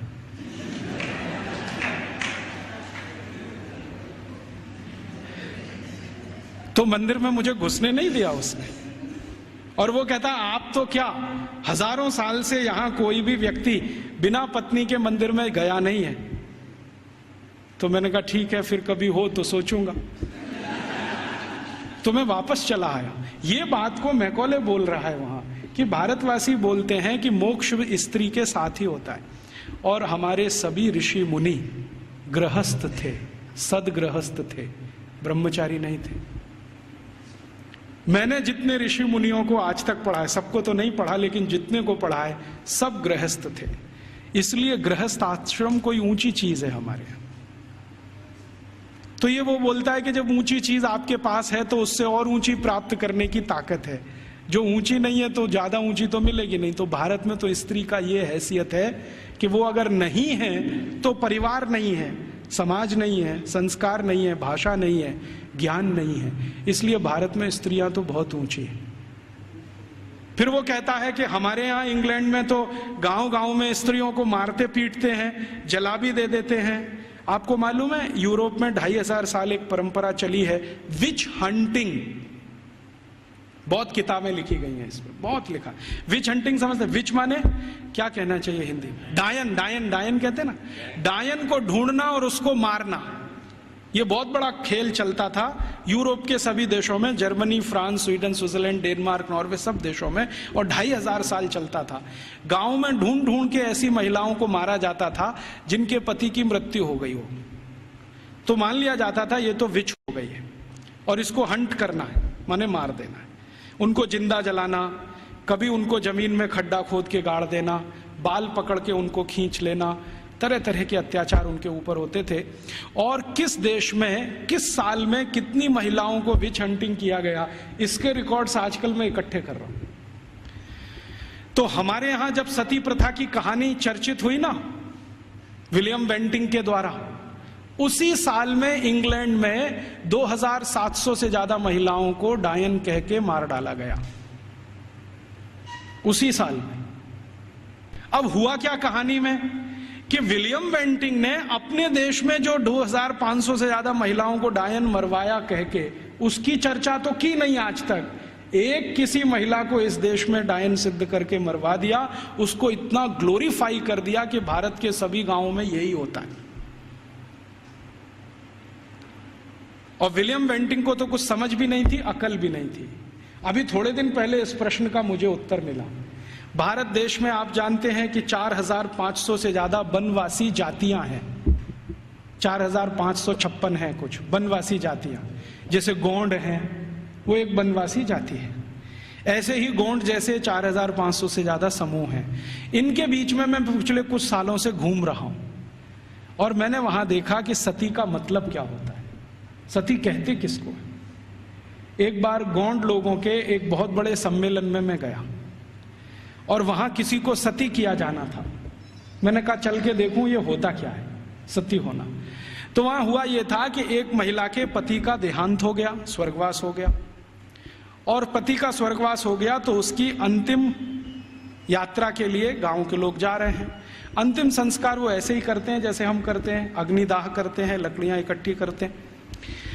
तो मैंने देखा कि उसकी पत्नी आती है और उसके चारों तरफ प्रदक्षिणा करती है और संस्कृत के मंत्र बोलते हैं। कभी कभी उनको भूल जाएं तो वो अपनी भाषा के मंत्र बोलने लगते, लेकिन मंत्र उच्चार होता है, बराबर होता है, पूरे समय होता है। जितने समय तक लाश जलती है तब तक वो मंत्रोच्चार करते रहते हैं, कुछ ना कुछ बोलते हैं। तो मंत्रोच्चार हो रहा है, पत्नी उसकी प्रदक्षिणा कर रही है। तो एक चक्कर उसने लगाया और उनकी अपनी भाषा में सबके सामने हाथ जोड़कर कहा कि आज मेरे पति का स्वर्गवास हुआ है, समाज में ऐसा कौन सा समूह है जो मेरी सुरक्षा की जिम्मेदारी लेगा। वो प्रश्न पूछ रही है और बड़े सुंदर शब्दों में वो कह रही है कि भारत के शास्त्रों ने हमेशा स्त्री को सुरक्षित रहना ये आवश्यक, क्योंकि उसको जीवन बढ़ाना है, तो इसलिए उसको सुरक्षा की जरूरत है। प्राकृतिक सुरक्षा भी चाहिए, दूसरे तरह की भी सुरक्षा चाहिए।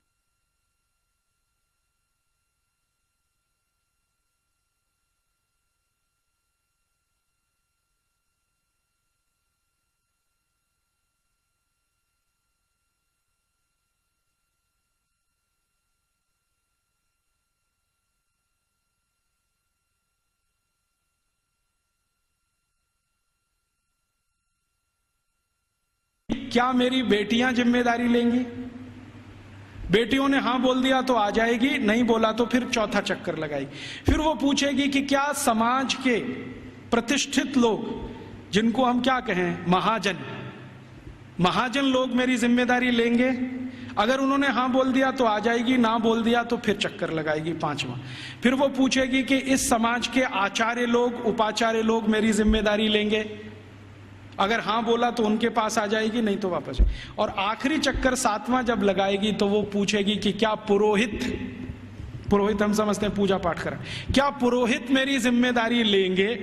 अगर पुरोहितों ने हां बोला तो उनके पास आएगी, नहीं तो चक्कर लगा के गांव छोड़ के चली जाएगी और गांव कहेगा कि वो सती हो गई। ये है सती होना। और इसको बिगाड़ दिया। अंग्रेजों ने क्या कहा कि उसको जबरदस्ती चिता में धकेल देंगे और ये कर देंगे। फिर वो जाती कहाँ है, उसके पीछे पीछे मैं गया तो उस गांव का कोई मंदिर होगा, वहां जाएगी और अपना बाकी जीवन उसी मंदिर में बिताएगी। वो ये कहती है कि जब कोई जिम्मेदारी नहीं लेगा तो अब भगवान मेरे लिए जिम्मेदारी लेंगे, तो मंदिर में जाके पूजा करेगी, पाठ करेगी, अपना जीवन उसी से चलेगा उसका। और जैसे ही वो मंदिर में जाके पाठ पूजा करने लगेगी तो समाज की आदरणीय हो जाएगी और सब उसको साष्टांग दंडवत प्रणाम करेंगे। फिर हम गोंड लोग कहेंगे कि ये हमारी सती है। हम उसको एक्सप्लेनेशन क्या देंगे, वो पति के साथ जिंदा जला दी गई, वो सती है। सती होना कोई ऊंचा कर्म रहा है इस देश में, हम उसको समझ नहीं पाए। अंग्रेजों ने जो डिस्क्रिप्शन दे दिया उसी को अंतिम मान के हमने अपना मान लिया कि ऐसा ही कुछ होता होगा। ये होता है, और ये सिर्फ गोंडों में ही नहीं होता, भीलों में भी होता है। गोंड हैं, भील हैं, जितने तरह की जनजातियां हैं, ज्यादातर में ये होता है। तो मैकॉले कह रहा है कि भारत में तो स्त्रियों का स्थान बहुत ऊंचा है, परिवार में ऊंचा है, समाज में ऊंचा है, भाषा उनके यहां से निकली है, फंक्शनल नॉलेज उन्होंने समाज को दिया है, इसलिए इनके लिए तो सब कुछ विशेष होता है। इसलिए गुरुकुलों में आचार्य स्तर पर बहुत स्त्रियां हैं, ये हैरानी की बात नहीं है। वो कहता हमारे समाज में उल्टी स्थिति है, स्त्रियों का स्थान सबसे नीचे है, इसलिए हमारे यहां हर काम में वो सबसे पीछे है। तो इस तरह की कुछ बातें हैं जो मैकॉले के डॉक्यूमेंट्स बताते हैं, और विलियम एडम ने इससे भी ज्यादा कुछ खोज की है और उसके डॉक्यूमेंट्स इससे भी आगे की कई बातें बताते हैं कि भारत के ये जो गुरुकुल हैं, इन गुरुकुलों का योगदान क्या है समाज में। तो विलियम एडम ने एक गुरुकुल की कहानी लिखी है अपने दस्तावेजों में। आंध्र प्रदेश में कावेरी नदी के पास विशाखापट्टनम से थोड़ा दूर एक गुरुकुल है, उसका नाम गांव का मैं भूल रहा हूं। तो वो गुरुकुल है, उसने क्या योगदान दिया है, तो वो कहता है विलियम एडम कि ये जो गुरुकुल है ये बहुत पुराना है और उसके दस्तावेज पुराने हैं। 12वीं शताब्दी का वो गुरुकुल है, और वो गुरुकुल है सिविल इंजीनियरिंग का, कंस्ट्रक्शन में सिविल इंजीनियरिंग का। तो कहता है इसका योगदान क्या है, तो विलियम एडम कहता है कि इस गुरुकुल के विद्यार्थी और आचार्यों ने मिलकर कावेरी नदी पर एक डैम बनाया है, बांध बनाया है, जो दुनिया का सबसे पहला बांध है। मुझे नहीं मालूम था विलियम एडम के डॉक्यूमेंट्स पढ़ने के पहले कि दुनिया का सबसे पहला बांध भारत में बना है। फिर जैसा उसने डिस्क्रिप्शन दिया है उसको खोजते खोजते मैं पहुंच गया एक दिन, और अपनी आंखों से देख के आया कि वो डैम अभी तक जीवित है। उस डैम पर तेलुगु भाषा में एक पत्थर लगा हुआ है जिस पर तारीख है सन 1238 में वो बना है। आज से लगभग 800-825 साल पुराना है। और वो डैम की विशेषता क्या है, पत्थर और चूने से बना है। और आप जानते हैं दक्षिण भारत में सबसे ज्यादा प्रवाह वाली नदी है कावेरी। कावेरी जो है ना पेरेनियल रिवर है, साल के 12 महीने पानी रहता है उसमें, और पानी का फ्लो सबसे तेज है और पानी का दबाव भी उसका सबसे तेज है। तो कावेरी नदी पर जहां सबसे तेज गति से पानी बहता है उस नदी पर बांध बना दिया। बांध की लंबाई कितनी है और उसकी चौड़ाई कितनी है, लगभग 1 किलोमीटर 1.5 किलोमीटर के आसपास उसकी लंबाई है। 1.5 किलोमीटर लंबा बांध है। और बांध बनाया कैसा है, ऐसा है जैसे जेड होता है ना, जेड ऐसे फिर ऐसे फिर ऐसे फिर ऐसे फिर ऐसे जेड शेप में पूरा बांध है। तो वो वर्णन कर रहा है विलियम एडम के ये गुरुकुल के विद्यार्थी और आचार्यों ने बनाया है। इसकी विशेषता क्या है, तो विशेषता ये है कि ये जेड शेप में है। जेड शेप में क्यों बनाया, स्ट्रेट लाइन में क्यों नहीं बना दिया, एक रेखीय रेखा में क्यों नहीं बना दिया, तो कहता है इसका जवाब मुझे नहीं मालूम क्यों बनाया। बहुत दिन मैं भी सोचता रहा कि ऐसा क्यों है। अब मेरे समझ में आया थोड़े दिन पहले कि ये जब सीधी रेखा में आप कोई दीवार बनाए और पानी बहुत तेज गति से आए तो दबाव इतना ज्यादा है कि बहुत जल्दी वो टूट जाएगा। लेकिन अगर आप उसी सीधी रेखा की दीवार को ऐसे ऐसे कर दो तो पानी का प्रेशर डाइवर्ट हो जाएगा और वो डैम कभी भी नहीं टूटेगा। अब समझ में आया कि वो 825 साल से कैसे जिंदा है।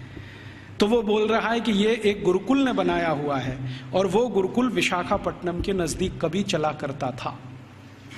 मैं जब गया इसको देखने के बाद हैदराबाद लौटा तो उनकी जो आर्काइव्स है उसमें गया तो आर्काइव्स में उसके डॉक्यूमेंट्स मुझे मिल गए और गजट में भी इसके बारे में वर्णन है। तो वो कह रहा है विलियम एडम कि भारत के गुरुकुल में पढ़ने वाले विद्यार्थी और उनको पढ़ाने वाले आचार्य कितने समाज के काम करते हैं, उसका ये नमूना है। राजा डैम नहीं बनाते, विद्यार्थी और उनके अध्यापक मिलकर डैम बना देते हैं। और विलियम एडम लिख रहा है कि भारत में ऐसे हजारों तालाब गांव-गांव में विद्यार्थियों ने और उनके अध्यापकों ने बना दिए। ऐसी हजारों गौशालाएं गांव-गांव में विद्यार्थियों ने और अध्यापकों ने बना दी। ऐसी हजारों समाज उपयोगी चीजें जैसे धर्मशालाएं, कुएं, पानी की रहट, ये सब विद्यार्थियों ने अध्यापकों के साथ मिलकर बना दिए। तो विलियम एडम कह रहा है कि भारत के गुरुकुल सिर्फ शिक्षा का केंद्र या विद्या का केंद्र ही नहीं है, ये गुरुकुल अपने विद्यार्थी और अध्यापकों के साथ मिलकर समाज के इतने बड़े काम कर रहे हैं जो वर्षों वर्षों तक भारत के लोगों के उपयोग में आने वाले हैं। तो इस तरह की थी हमारी शिक्षा व्यवस्था। अब क्या हुआ, इस शिक्षा व्यवस्था को जब मैकॉले ने पूरे ठीक से डिस्क्राइब किया लंदन में, तो लंदन में ब्रिटिश पार्लियामेंट के सभी सांसदों ने कहा कि अगर ऐसी शिक्षा व्यवस्था भारत में है तो भारत तो बहुत समृद्धशाली है, पैसे वाला है, ये हमें समझ में आता है। कई गुरुकुलों का उसने वर्णन किया है जो कृषि विज्ञान सिखाते हैं, कृषि शास्त्र सिखाते हैं। तमिलनाडु के कई गुरुकुलों का जिक्र है जिसमें कृषि विज्ञान ऐसा सिखाया जाता है जहां 1 एकड़ में 56 क्विंटल चावल पैदा होता है, उसकी विद्या वो सीखते हैं वहां पर। आज भारत में जितने भी एग्रीकल्चरल यूनिवर्सिटीज है ना, वो 1 एकड़ में 30 क्विंटल से ज्यादा धान कभी पैदा करके दे नहीं पाए, लेकिन 1835 में विलियम एडम कह रहा है कि 1 एकड़ में 56 कुंटल धान पैदा करना तो सामान्य बात है। और ऐसी शिक्षा देने वाले, विद्या देने वाले सैकड़ों गुरुकुल भारत में। तो कुछ कृषि सिखाते हैं, कुछ मेटलर्जी सिखाते हैं, कुछ कंस्ट्रक्शन इंजीनियरिंग में सिखाते हैं, कुछ और कुछ सिखाते होंगे। ऐसे 18-20 विषयों के सारे ये गुरुकुल हैं। तो वो कह रहा है कि भारत सुखी है, समृद्धशाली है, वो इन गुरुकुलों के कारण।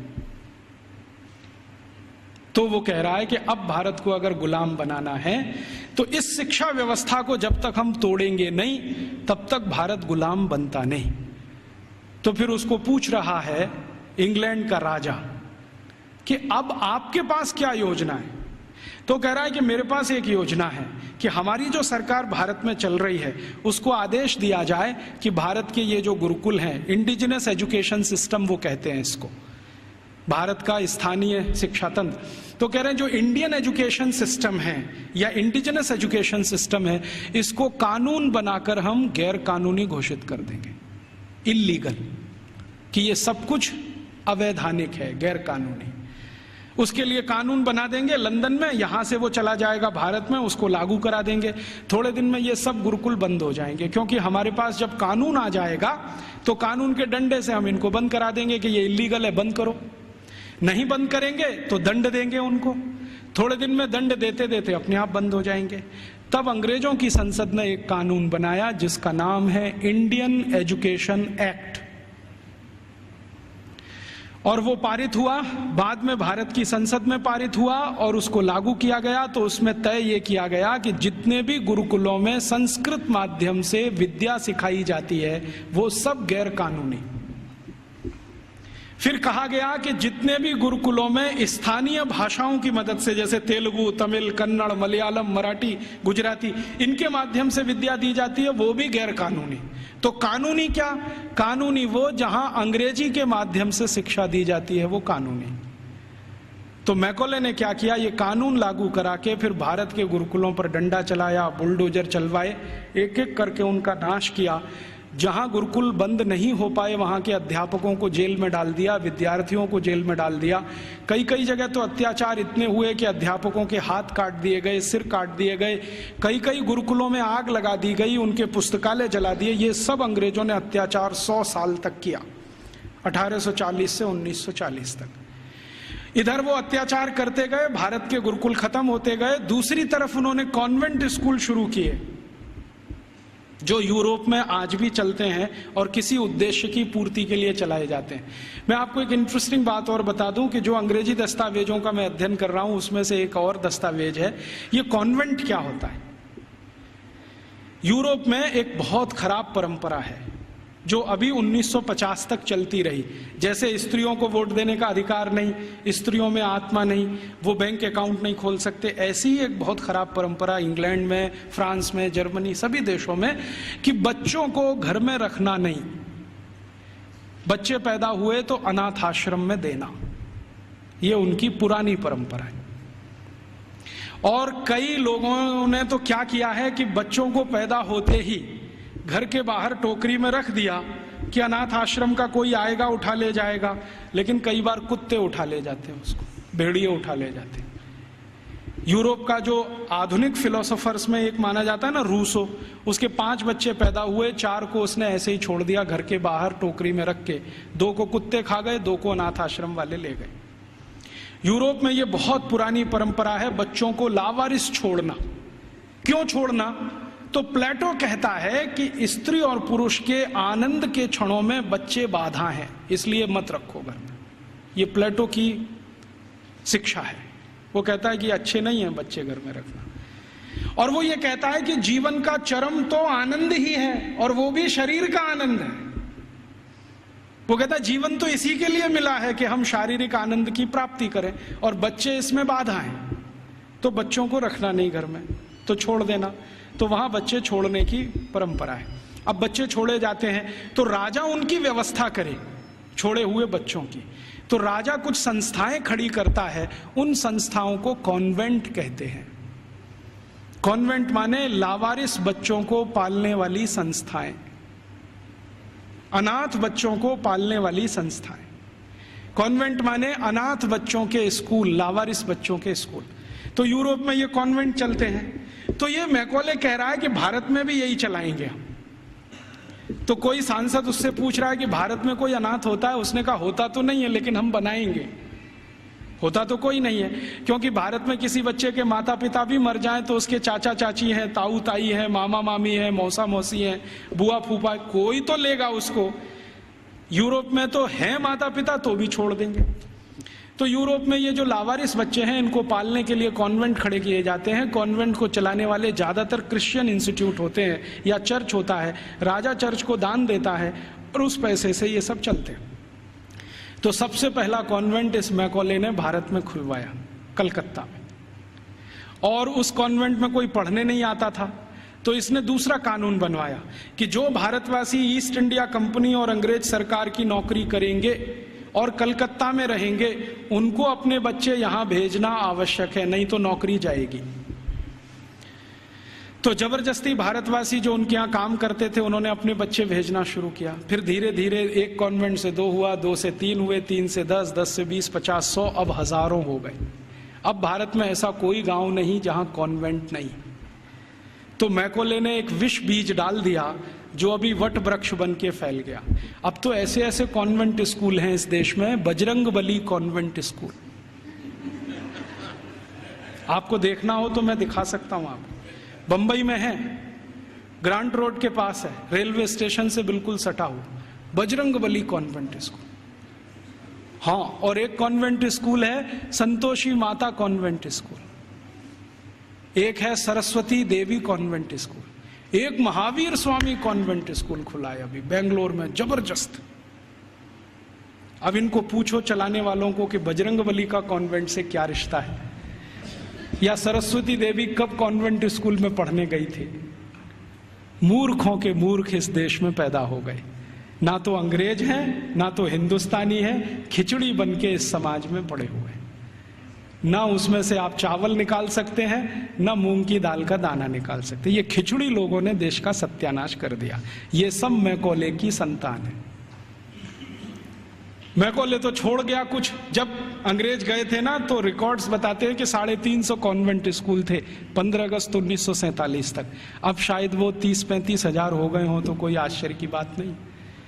अब यूरोप में जो कॉन्वेंट स्कूल हैं, वैसी ही शिक्षण यहां हो रहा है।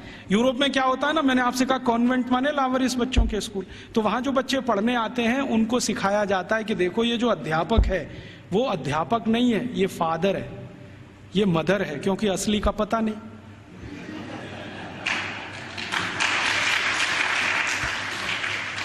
असली का तो कुछ पता नहीं, लावारिस है, किसका है बाप उसका और कौन है उसकी माँ। तो स्कूल में जो पढ़ाने वाले होते हैं ना टीचर, तो पुरुष है तो फादर, माने ओल्ड एज है तो फादर, और यंग एज है तो ब्रदर, और ओल्ड लेडी है कोई तो मदर, और यंग लेडी है तो सिस्टर। तो कॉन्वेंट में उनको बुलवाते हैं, ये फादर है, ये मदर है, ये ब्रदर है, ये सिस्टर है, क्योंकि असली नहीं है। अब हमने भारतवासियों ने बिना सोचे नकल कर लिया उसका। हमारे यहां तो घर में है असली, और कॉन्वेंट में जा रहा है बच्चा तो वहां हो गए नकली, और वहां उसको मदर फादर ही बोलना पड़ता है। अब भारतीय परंपरा में यह है कि किसी बच्चे की दो माताएं तो हो सकती हैं, बाप दो नहीं होते कभी। भगवान कृष्ण की दो माताएं थी, एक ने जन्म दिया, एक ने पाला। रामचंद्र जी मानते हैं कि मेरी 3 माँ हैं, एक ने जन्म दिया है, बाकी 2 प्रेम दे रहे हैं। तो माताएं 2 हो सकती हैं, 3 हो सकती हैं, बाप हमेशा एक ही होता है। अब हमारे कॉन्वेंट में पढ़ने वाले नौनिहालों के हर एक के 2-2 बाप हैं। एक तो घर में है असली और दूसरे हैं वहां नकली। और मैं आपको अंग्रेजी की एक शब्द की व्याख्या करता हूं। अंग्रेजी में एक शब्द होता है जो गाली के रूप में इस्तेमाल किया जाता है, बास्टर्ड। बास्टर्ड वही होता है जिसके 2 बाप होते हैं। तो हमने अपने अपने नौनिहालों को सबको बास्टर्ड बनाने का धंधा शुरू कर दिया है, और बड़े गर्व से कहते हैं मेरा बेटा सेंट मैरी कॉन्वेंट में जाता है, जीसस कॉन्वेंट में जाता है, फलाने कॉन्वेंट में, ढिमा के कॉन्वेंट में। फिर उन कॉन्वेंटों में बड़ी बड़ी विचित्र विचित्र चीजें सिखाई जाती हैं। आजकल सिखाया जाता वैलेंटाइन डे, सेलिब्रेट करो वैलेंटाइन डे। ये वैलेंटाइन का किस्सा क्या है? वैलेंटाइन का किस्सा ये है कि यूरोप में, मैंने कहा ना बच्चों को साथ रखने की परंपरा नहीं है, ऐसी ही एक बहुत खराब परंपरा है बिना शादी के साथ रहने की। एक शब्द चलता है यूरोप में, लिव इन रिलेशनशिप, माने शादी तो करनी नहीं है लेकिन साथ में रहना है। और ये क्यों ऐसा है?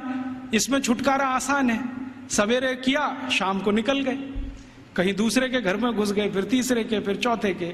तो जैसे कुत्ते घूमते रहते हैं ना, ऐसे। लिव इन रिलेशनशिप माने कुत्ता संस्कृति। लेकिन मुझे कई बार लगता है भारतीय कुत्तों से भी ज्यादा खराब यूरोपियन कुत्ता संस्कृति। भारतीय कुत्ते फिर भी थोड़े वफादार हैं, यूरोप वाले तो उतने भी नहीं है। तो ये लिव इन रिलेशनशिप का चक्कर बहुत है। और आपको सुनकर आश्चर्य होगा कि पहले से और आज तक यूरोप की 70% प्रजा बिना शादी के रहती है, बिना शादी के रहते। आप अभी भी जाके देख लो, लंदन में, पेरिस में, कहीं भी। अमेरिका में तो ये प्रतिशत 78% है, बिना शादी के रहते हैं। अब बिना शादी के रहते हैं तो पत्नियां बदलती हैं, माफ करो पत्नी तो हो ही नहीं सकती, स्त्रियां बदलती रहती हैं।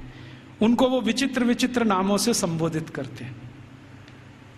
इंग्लैंड में एक नाम चलता है Mrs Lloyd, Mrs Topno, Mrs ये, मिसेस वो, माने ये उसकी रखेल है जिसके नाम से कहा। मिसेस माने पत्नी को छोड़कर कोई भी महिला जिसके साथ आप बिस्तर शेयर करते हैं वो सब मिसेस होती है।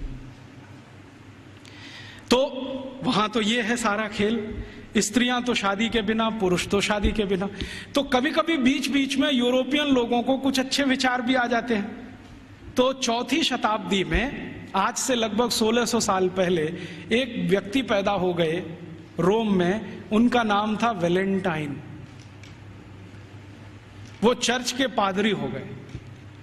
उन्होंने भारत का साहित्य कुछ पढ़ा। भारतीय साहित्य बहुत जगह फैला है, हम सब जानते हैं। तो वो पढ़ लिया, उनके विचार बदल गए। उनका कहना है कि सबको शादी करके ही रहना चाहिए। और वो प्रचार करने लगे गांव गांव घूम के कि भाई शारीरिक संबंध बनाओ तो पहले शादी करो। तो राजा जो था उस समय, क्लॉडियस नाम का एक राजा था रोम में, वो कहता था आप ये क्या बकवास करते हैं। वो कहते थे ये बकवास नहीं है, बहुत अच्छी जीवन पद्धति है। पूर्वी भारत में, पश्चिम भारत में, सब जगह यही चलती है। वहां के लोग बहुत अच्छे हैं, स्त्रियां बहुत अच्छी हैं, आप भी अगर इसमें आ जाओ तो बहुत अच्छा होगा, बीमारियां कम हो जाएंगी वगैरह वगैरह, समाज व्यवस्थित हो जाएगा। तो वो घूमते थे गांव गांव, प्रचार करते थे भाई शादी करो, शादी करो, शादी करो। और राजा जो होता था वो रोकता था कि शादी क्यों करना, हमारी तो परंपरा है बिना शादी के रहना। तो राजा और वैलेंटाइन का झगड़ा चलता था। तो वैलेंटाइन साहब क्या करते थे कि जो भी शादी करने को तैयार हुआ उसको अपने चर्च में बुलाते थे और उसकी शादी करते थे। ये सिलसिला उन्होंने 20-25 साल चलाया। अब वो राजा बहुत परेशान हो गया, तो एक दिन उसने वैलेंटाइन को फांसी पर लटकाने का आदेश दे दिया। तो 14 फरवरी सन 498 को वैलेंटाइन को फांसी पर लटका दिया गया। तो जिनकी उन्होंने शादियां कराई थी वो बहुत दुखी हो गए, तो उनकी याद में उन्होंने वैलेंटाइन डे मनाना शुरू कर दिया। तो ऐसे वैलेंटाइन डे आया। अब उनके कॉन्वेंट में वैलेंटाइन डे मनाते हैं, अब हमारे भी कॉन्वेंट में चालू हो गया वैलेंटाइन डे, वैलेंटाइन डे। यहां तो कोई समस्या नहीं है शादी करके रहने की, वहां तो शादियां ही नहीं होती हैं। अब हमारे स्कूलों में वैलेंटाइन डे मनाता है, तो बच्चे क्या करते हैं, ग्रीटिंग कार्ड खरीदते हैं, अपनी अम्मा को देते हैं would you be my Valentine, फिर बाप को भी दे देते हैं would you be my Valentine. इन मूर्खों को पता ही नहीं कि वैलेंटाइन थे कौन, इसका मतलब क्या है। अम्मा को पूछ रहे हैं would you be my Valentine. अभी थोड़े दिन पहले बंबई में एक बुजुर्ग आदमी को मिला जिनकी 75 साल की उम्र है, उनके पास 18 ग्रीटिंग कार्ड आए वैलेंटाइन डे पर, और सब में एक ही बात would you be my Valentine. 75 साल के बुजुर्ग आदमी से लड़कियां पूछ रही would you be my Valentine. ऐसा अधकचरापन है। ये सब कॉन्वेंट में से हमारे बच्चे सीख सीख के निकल रहे हैं। और इन कॉन्वेंट स्कूलों में क्या क्या सब सिखा दिया। वो कहता था ना मैकॉले ये कहता था कि ये जो कॉन्वेंट स्कूल हम चलाएंगे इनमें शिक्षा मिले ना मिले, संस्कार अंग्रेजियत के हम जरूर देंगे। तो क्या होगा, तो कह रहा है वो कि भारतवासी जितने साल इसमें से पढ़कर निकलेंगे ना, तो वो शरीर से दिखने में भारतीय होंगे, आत्मा से अंग्रेज हो जाएंगे, फिर यही हमारी मदद करेंगे और भारत को गुलाम बनाए रखने में व्यवस्था करेंगे। तो संस्कार देना है उनको तो अपना, तो वो दे रहे हैं। अब वह जो कॉन्वेंट में वैलेंटाइन डे सिखा दिया, फिर उन्होंने पता नहीं मदर्स डे सिखा दिया, फादर्स डे सिखा दिया। मदर्स डे पता है क्या होता है यूरोप में? यूरोप में एक और बहुत पुरानी परंपरा है, प्लेटो के समय से चली आ रही है, कि बच्चे जब पैदा हुए ना तो घर में तो रखने नहीं है, बाहर छोड़ देने हैं। तो उन बच्चों को मां का दूध नसीब नहीं है, तो चर्च में जो होती है ना, सिस्टर्स होती है, वो अपना दूध उनको उपलब्ध कराती है। अब आप में से कई लोगों को यह प्रश्न होगा कि बायोलॉजिकली ये संभव कैसे है? वो नर्स तो मां बनी नहीं, तो उसको दूध कैसे आएगा? लेकिन अभी आधुनिक विज्ञान ने यह सिद्ध कर दिया है कि कोई बच्चा लगातार 2-3 दिन तक बिना विवाहित किसी महिला को लगातार स्तनपान करे तो 4-5वें दिन से दूध आना शुरू हो जाता है। तो उनके यहां नर्सिंग जो होती है वो सिस्टर्स के द्वारा होती है या नर्सिस के द्वारा होती है, मां नहीं करती है। लेकिन कभी कभी साल में कोई एक दिन मनाना हो तो वो मदर्स डे मनाते हैं, जिस दिन मां अपने बच्चे को दूध पिलाने के लिए वहां जाती है कॉन्वेंट में, तो उनके यहां मदर्स डे होता है। ऐसे ही उनके यहां फादर्स डे होता है। फादर्स डे का चक्कर क्या है, यूरोप के बच्चे वैसे तो घर में रहते नहीं, जो गलती से किसी ने रख लिए तो उनको अपने बाप के साथ खाना खाने का अधिकार नहीं है। डाइनिंग टेबल पर अपने बाप के साथ वो नहीं बैठ सकते। बाप अपने डाइनिंग टेबल पे खाना खाएगा दोस्तों के साथ, जब वो चला जाएगा खाना खा के तो बाद में बच्चे डाइनिंग टेबल पे बैठते हैं।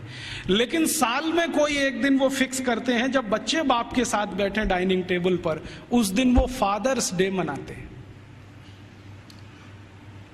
अब उनके मदर्स डे, उनके फादर्स डे, उनके ब्रदर्स डे, उनके सिस्टर्स डे या उनका वैलेंटाइन डे, उसके पीछे कुछ कहानियां हैं। हम बिना सोचे समझे अंधों की तरह से इस पे लग गए। कई बार मैं देखता हूं अजमेर जैसे शहर में, जयपुर जैसे शहर में मदर्स डे पे रैली निकाली जा रही है, प्ले कार्ड लेके बच्चियां अपने अपने हाथ में जा रही हैं, स्कूल कॉलेज उनका छुड़वा दिया जाता है, और ये सब मूर्ख सरकारी अधिकारी किया करते हैं। फिर फादर्स डे पे निकालते हैं, फिर इस पे निकालते हैं, ये सब तमाशेबाजी। ये मैकॉले हमारे यहाँ छोड़ के गया, और वो बार बार कहता था कि हमें संस्कार देना है, शिक्षा दे पाए ना दे पाए वो महत्व का नहीं, अंग्रेजियत का संस्कार देना है। तो वो दे गया। अब वो हमारे खून में घुस गया, और इतना घुस गया है कि कुछ समझ में नहीं आता ये निकले कैसे। कई बार मैं किसी के घर में जाता हूं तो पिताजी का नाम है रामदयाल, माताजी का नाम गायत्री देवी, बेटे का नाम टिंकू। अब मैं पूछता हूं कि ये रामदयाल और गायत्री देवी का टिंकू कहां से आ गया? या रामदयाल और गायत्री देवी की बेटी का नाम डिम्पल, ट्विंकल, बबली, डबली। क्या है बबली का मतलब, क्या है डबली का मतलब? इस तरह के नाम हमने रखे हुए। घुस गई अंग्रेजियत हमारे घर में। हम सब मातृभाषा में हिंदी हैं और रोज घर में बोलते हैं, oh Rajiv Dixit, she is my missus. तो मैं पूछता हूं, really she is your missus? क्योंकि यूरोप में मिसेस का माने धर्म पत्नी को छोड़कर कोई भी महिला, और उनकी धर्म पत्नी कहती है, oh Rajiv Dixit, he is my mister. तो मैं पूछता हूं, रियली? क्योंकि यूरोप में मिस्टर का माने पति को छोड़कर कोई भी पुरुष। और मिस तो बहुत ही खराब है। मिस है फ्रेंच शब्द है। मिस का माने एक ऐसी महिला जो जिंदगी भर वैश्यावृत्ति करे, शादी ना कर सके, वो मिस है। हम बड़े गर्व से लिखते हैं मिस फलाना, मिस ढिमाका, मिस ये, मिस वो, बिना सोचे समझे। और सबसे खतरनाक शब्द यूरोप में है अंकल। सबसे खतरनाक है, क्योंकि जिसके बारे में आपको कुछ बताना ही नहीं हो उसको अंकल बोल दो, जिसके बारे में नहीं बताना हो उसको आंटी बोल दो। हमारे यहाँ अंकल आंटी कैसे हो सकते हैं? या तो चाचा होंगे, या तो काका होंगे, या तो मामा होंगे, या तो मौसा होंगे, या तो ताऊ होंगे। सब कुछ हमारे यहाँ निश्चित है। अंकल तो बहुत ही अनिश्चित शब्द है, आंटी तो और भी। मैं कॉलेज छोड़ गया तो हमने अपने बच्चों से मम्मी बोल, डैडी बोल, ये बुलवाना शुरू कर दिया। मम्मी का मतलब है मरा हुआ, और डैडी मरे हुए जैसा। और बड़े शौक से बुलवाते, मम्मी बोल, डैडी बोल। अब यूरोप में जो भूषा थी ना, वो हमारे कॉन्वेंट में घुस गई। यूरोप में क्या टाई लगाना है, सूट पहनना, क्योंकि ठंड बहुत है। हमने यहाँ 50 डिग्री टेम्परेचर वाले अजमेर में भी टाई लगवा दिया सबको। इतनी भयंकर गर्मी है, अंदर से पसीना पसीना हो रहा है। और कभी कभी तो रोज मैं ये दृश्य देखता हूँ, एक दूल्हे राजा जून की गर्मी में शादी करने जा रहे हैं, 3 पीस सूट और टाई लगा के घोड़े पे चढ़ के बैठे हुए हैं।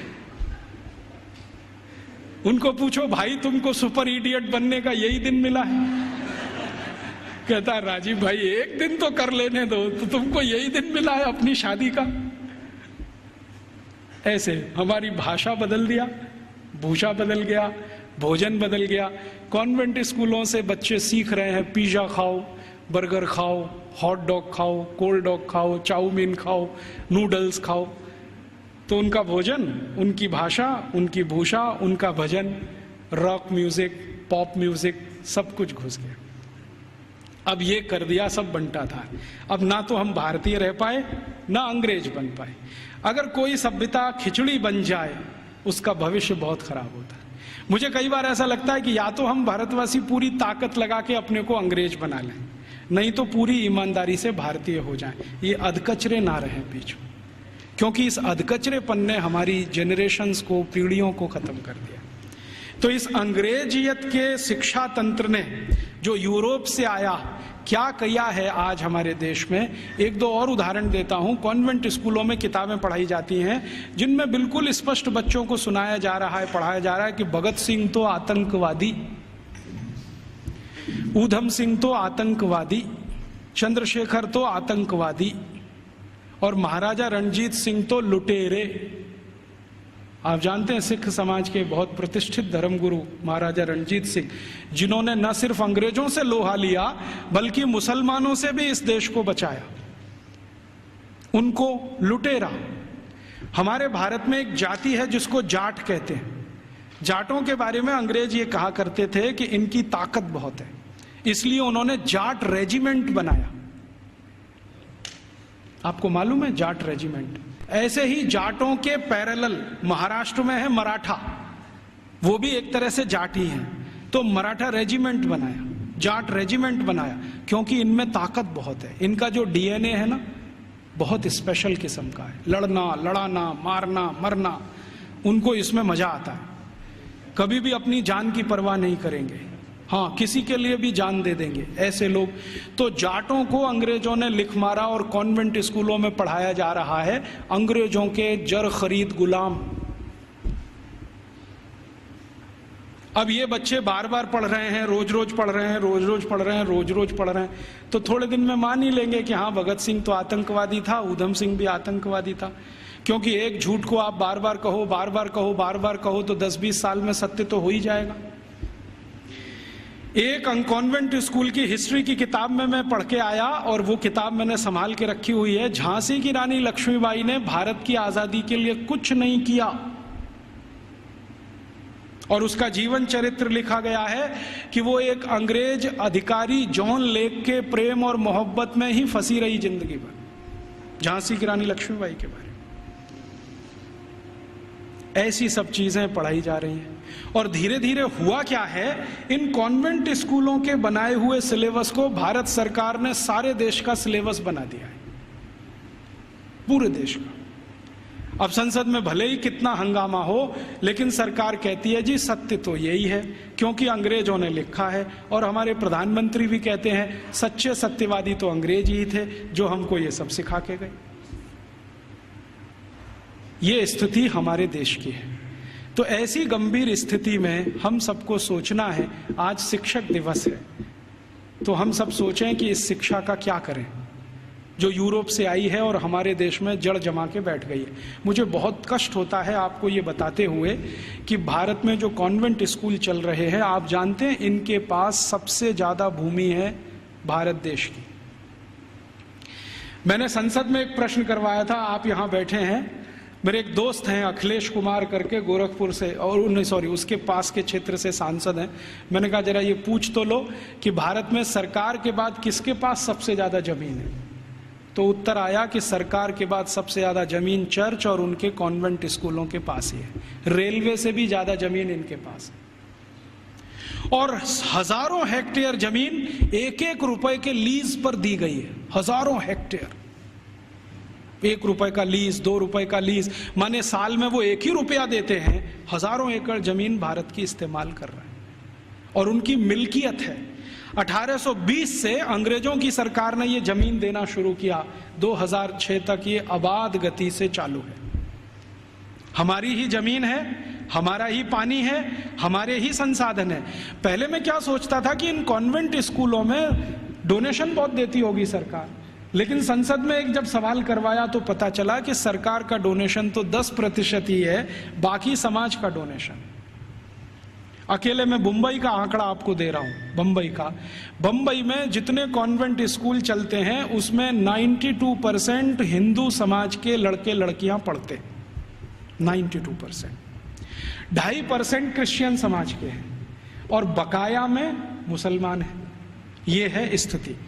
तो 92% विद्यार्थी हिंदू समाज के जो पढ़ते हैं बंबई में कॉन्वेंट स्कूलों में, वो सब विद्यार्थी के माँ बाप 1 साल की फीस के रूप में 18,000 करोड़ रुपए देते हैं।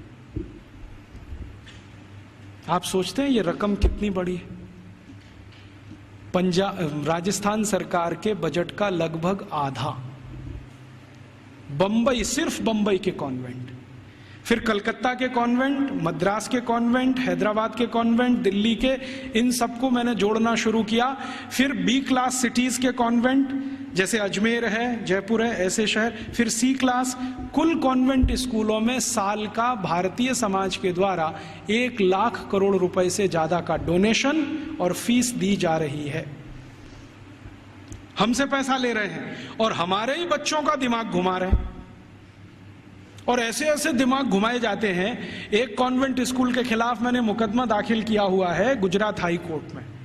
मामला क्या था, छोटे छोटे बच्चे वहां पढ़ने को आते हैं, तो उन बच्चों को लेने के लिए बस जाती है, तो ड्राइवर को कहा जाता है कि जानबूझ के बस बंद कर देना। तो कभी भी वो ड्राइवर बस बंद कर देता है। फिर बच्चों को कहता, देखो बस खराब हो गई, तुम्हारे भगवान का नाम लो। तो बच्चे का नाम लेते हैं, हनुमान जी का, राम का, बस चालू नहीं होती। फिर वो कहता, देखो तुम्हारे भगवान तो कमजोर हैं, ये तो चालू नहीं हो रही, अब ईसा मसीह का नाम लो। जैसे ही बच्चे ईसा मसीह का नाम लेते हैं वो तुरंत स्टार्ट कर देता है। तो 3-3 साल के बच्चों के दिमाग में आ जाता, अरे ईसा मसीह तो बहुत ताकतवर है। फिर वो बच्चे आके अपने घर में मम्मी पापा को बोलते हैं, अरे देखो हमारी बस खराब हो गई थी, हमने ईसा मसीह का नाम लिया, वो चालू हो गई। ये मैंने एक घर में एक बच्चे के मुंह से सुना, उस दिन मेरी आत्मा हिल गई। मैंने कहा ये हो क्या रहा है?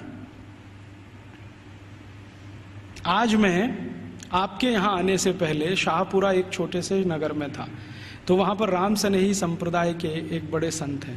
उन्होंने तो कहा कि इतना ही नहीं होता, कॉन्वेंट स्कूल में आगे भी होता है।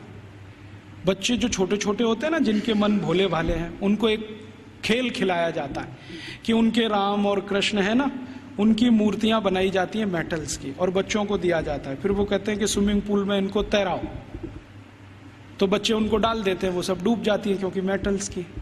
तो कहते हैं देखो तुम्हारे भगवान डूब गए। फिर उन्हीं छोटे छोटे बच्चों को काष्ठ की मूर्तियां दी जाती हैं, लकड़ी की, ईसा मसीह की, कहते हैं तैराओ, तो वो तैरने लगती है।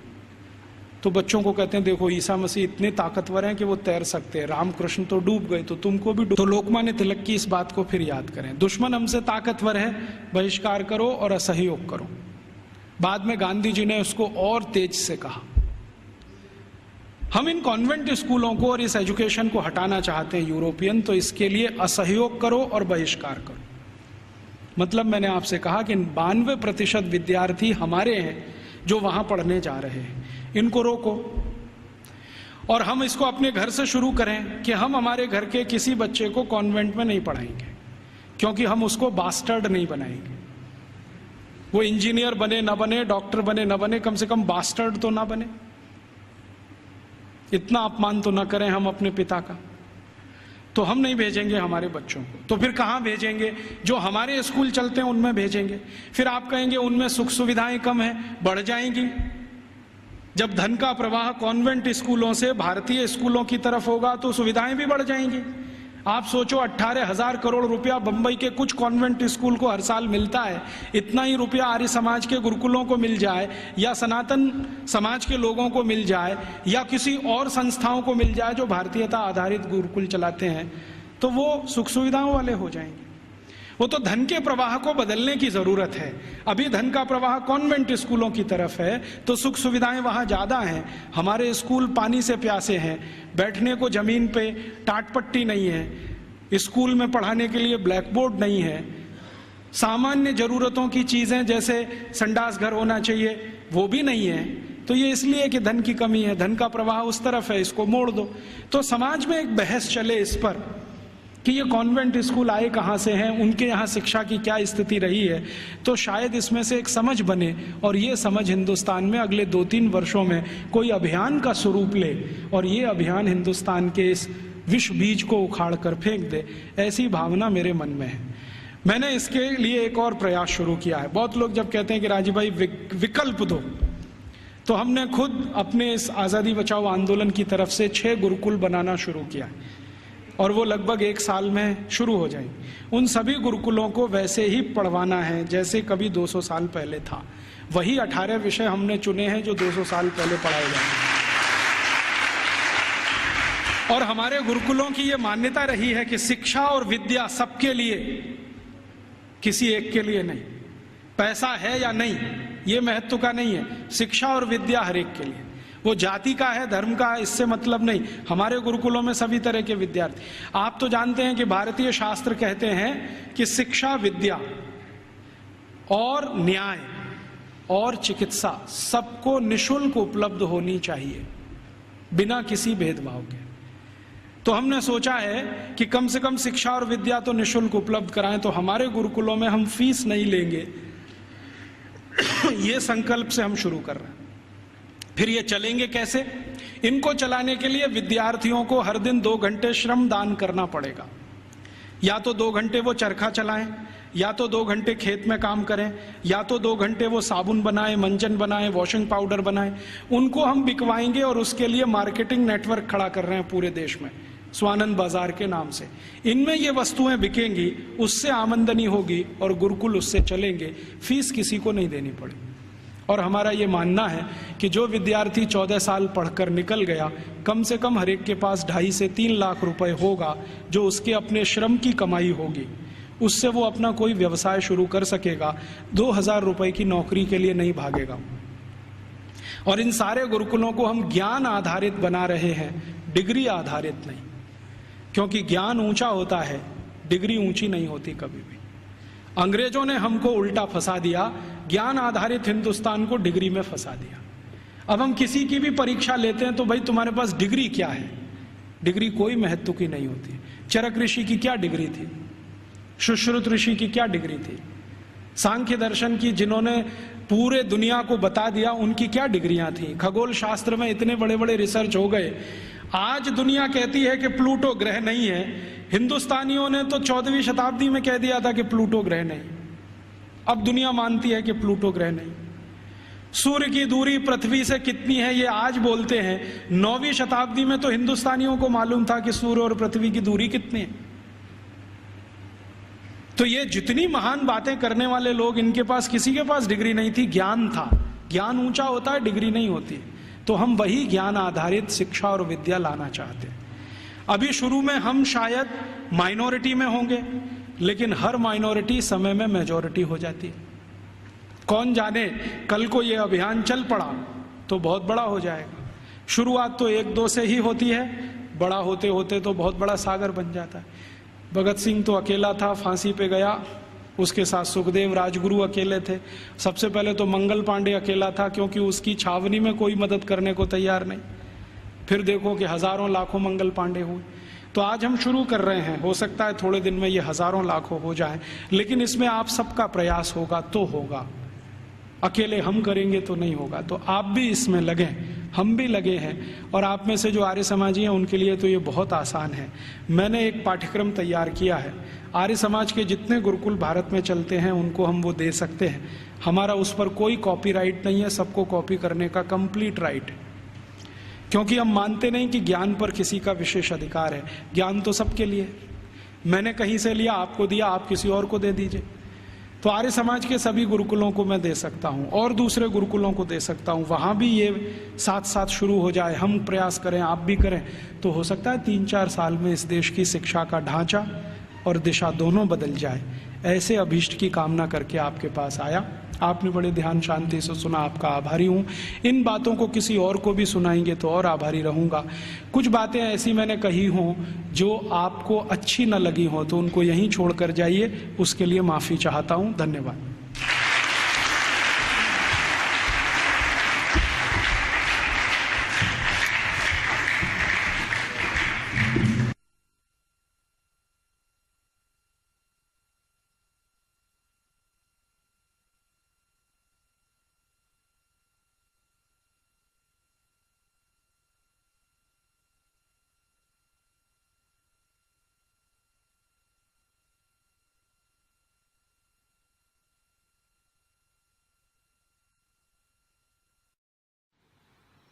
दोस्तों, सबसे पहले तो चैनल सब्सक्राइब करें, फिर लाइक, कमेंट और शेयर करें, और हाँ, हमारा एंड्रॉयड ऐप डाउनलोड करना ना भूलें।